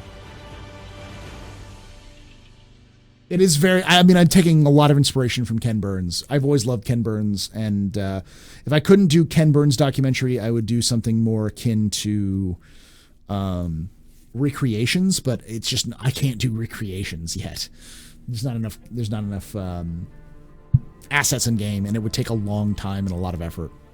That would be, when I'm doing this as my full-time job, that would be what I'd be doing. Yes, all the porn. Recreating the porn.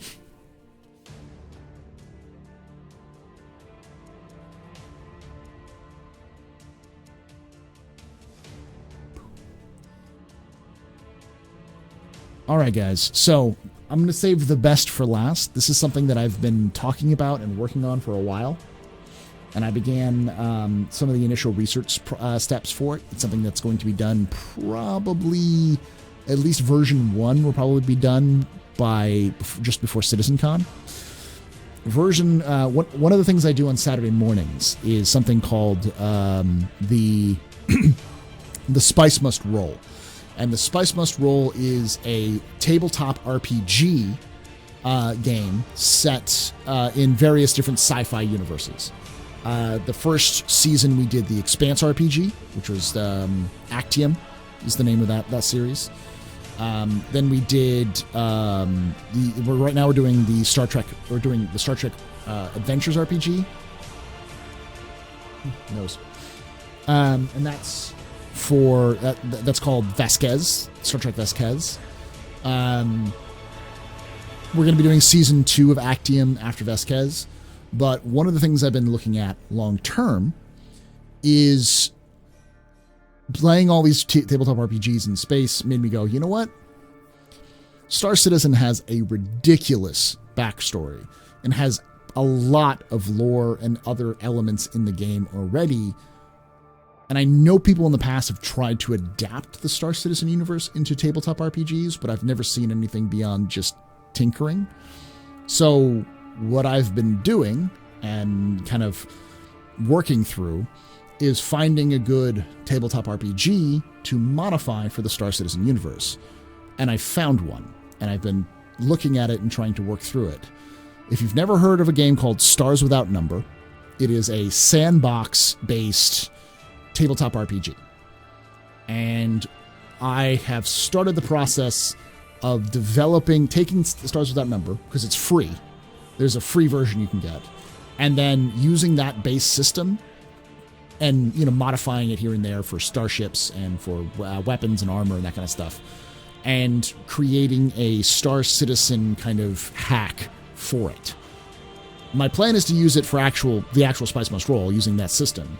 But I also want to get the community involved in working with it, play testing it, finding the kinks and the errors in there, and then release it for free for anybody who wants to try it. Because Stars Without Numbers is free, the base version is fine, plus the additions of the for the Star Wars, the Star Citizen universe means you can do it at home for whatever you want to.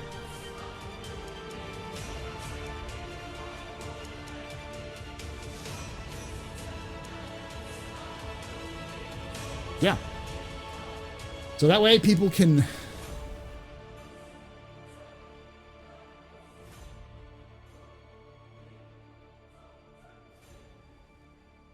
yeah, good night. Catch up 1 hour. Should I? Oh, I'm sorry, Target John. Get a good night's sleep, man. Yes, actually, Savage Worlds is really good. The reason why I chose this over Savage Worlds is because this has a much more adaptable generation system. And it's based off of the 3.5 Dungeons and Dragons mixed with Traveler. So it's a lot more versatile. Essentially, all I got to do is take a lot of their generation systems and then apply it to the individual planets in the systems, and apply their faction generations to the actual factions in the universe, while allowing for faction generation to happen, because CIG is just going to add random factions in the game eventually anyway, so why not? All I really have to modify is the armor, the weapons, some of the equipment, and the ship weapons, and just kind of modify the ship equipment to sound right. For instance, they have like intergalactic drill, which is like just kind of like a FTL drive, and just replace that with jump drive, kind of that sort of thing. And they have intergalactic drill, which you can do between systems, and just replace that with quantum drive. So a lot of that is just changing a little bit of the descriptions. When it comes to the weapons, they don't have anything that corresponds with Star Citizen style weapons. So I'd have to come up with base damage stats and additions. They do have like features like armor penetration and all that kind of stuff, which I can easily use and add. So there's some cool shit that I've been looking at. So I'm excited. I'm kind of excited about that. Controls the universe.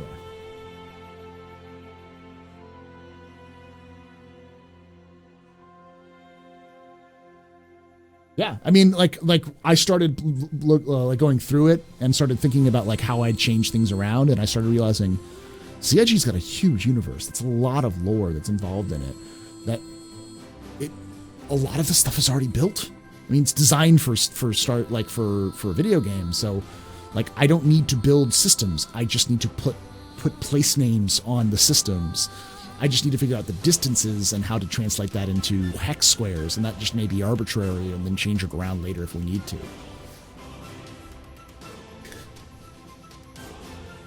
But because it's a D&D system, everyone knows how to use the D20 system if you've played D&D, and it's the most popular version. It's the most popular tabletop. So it's a lot more welcoming to newer players who might be interested. It's like, oh, I've only played D&D. It's like, don't worry. This is basically D&D in space. So, anywho, guys, we're going to call it a night for YouTube, if you're watching on YouTube. If you're watching on Twitch, we're going to play some Zero to Hero. Thank you guys for watching, and we'll catch you guys again on Tuesday. Have a good day.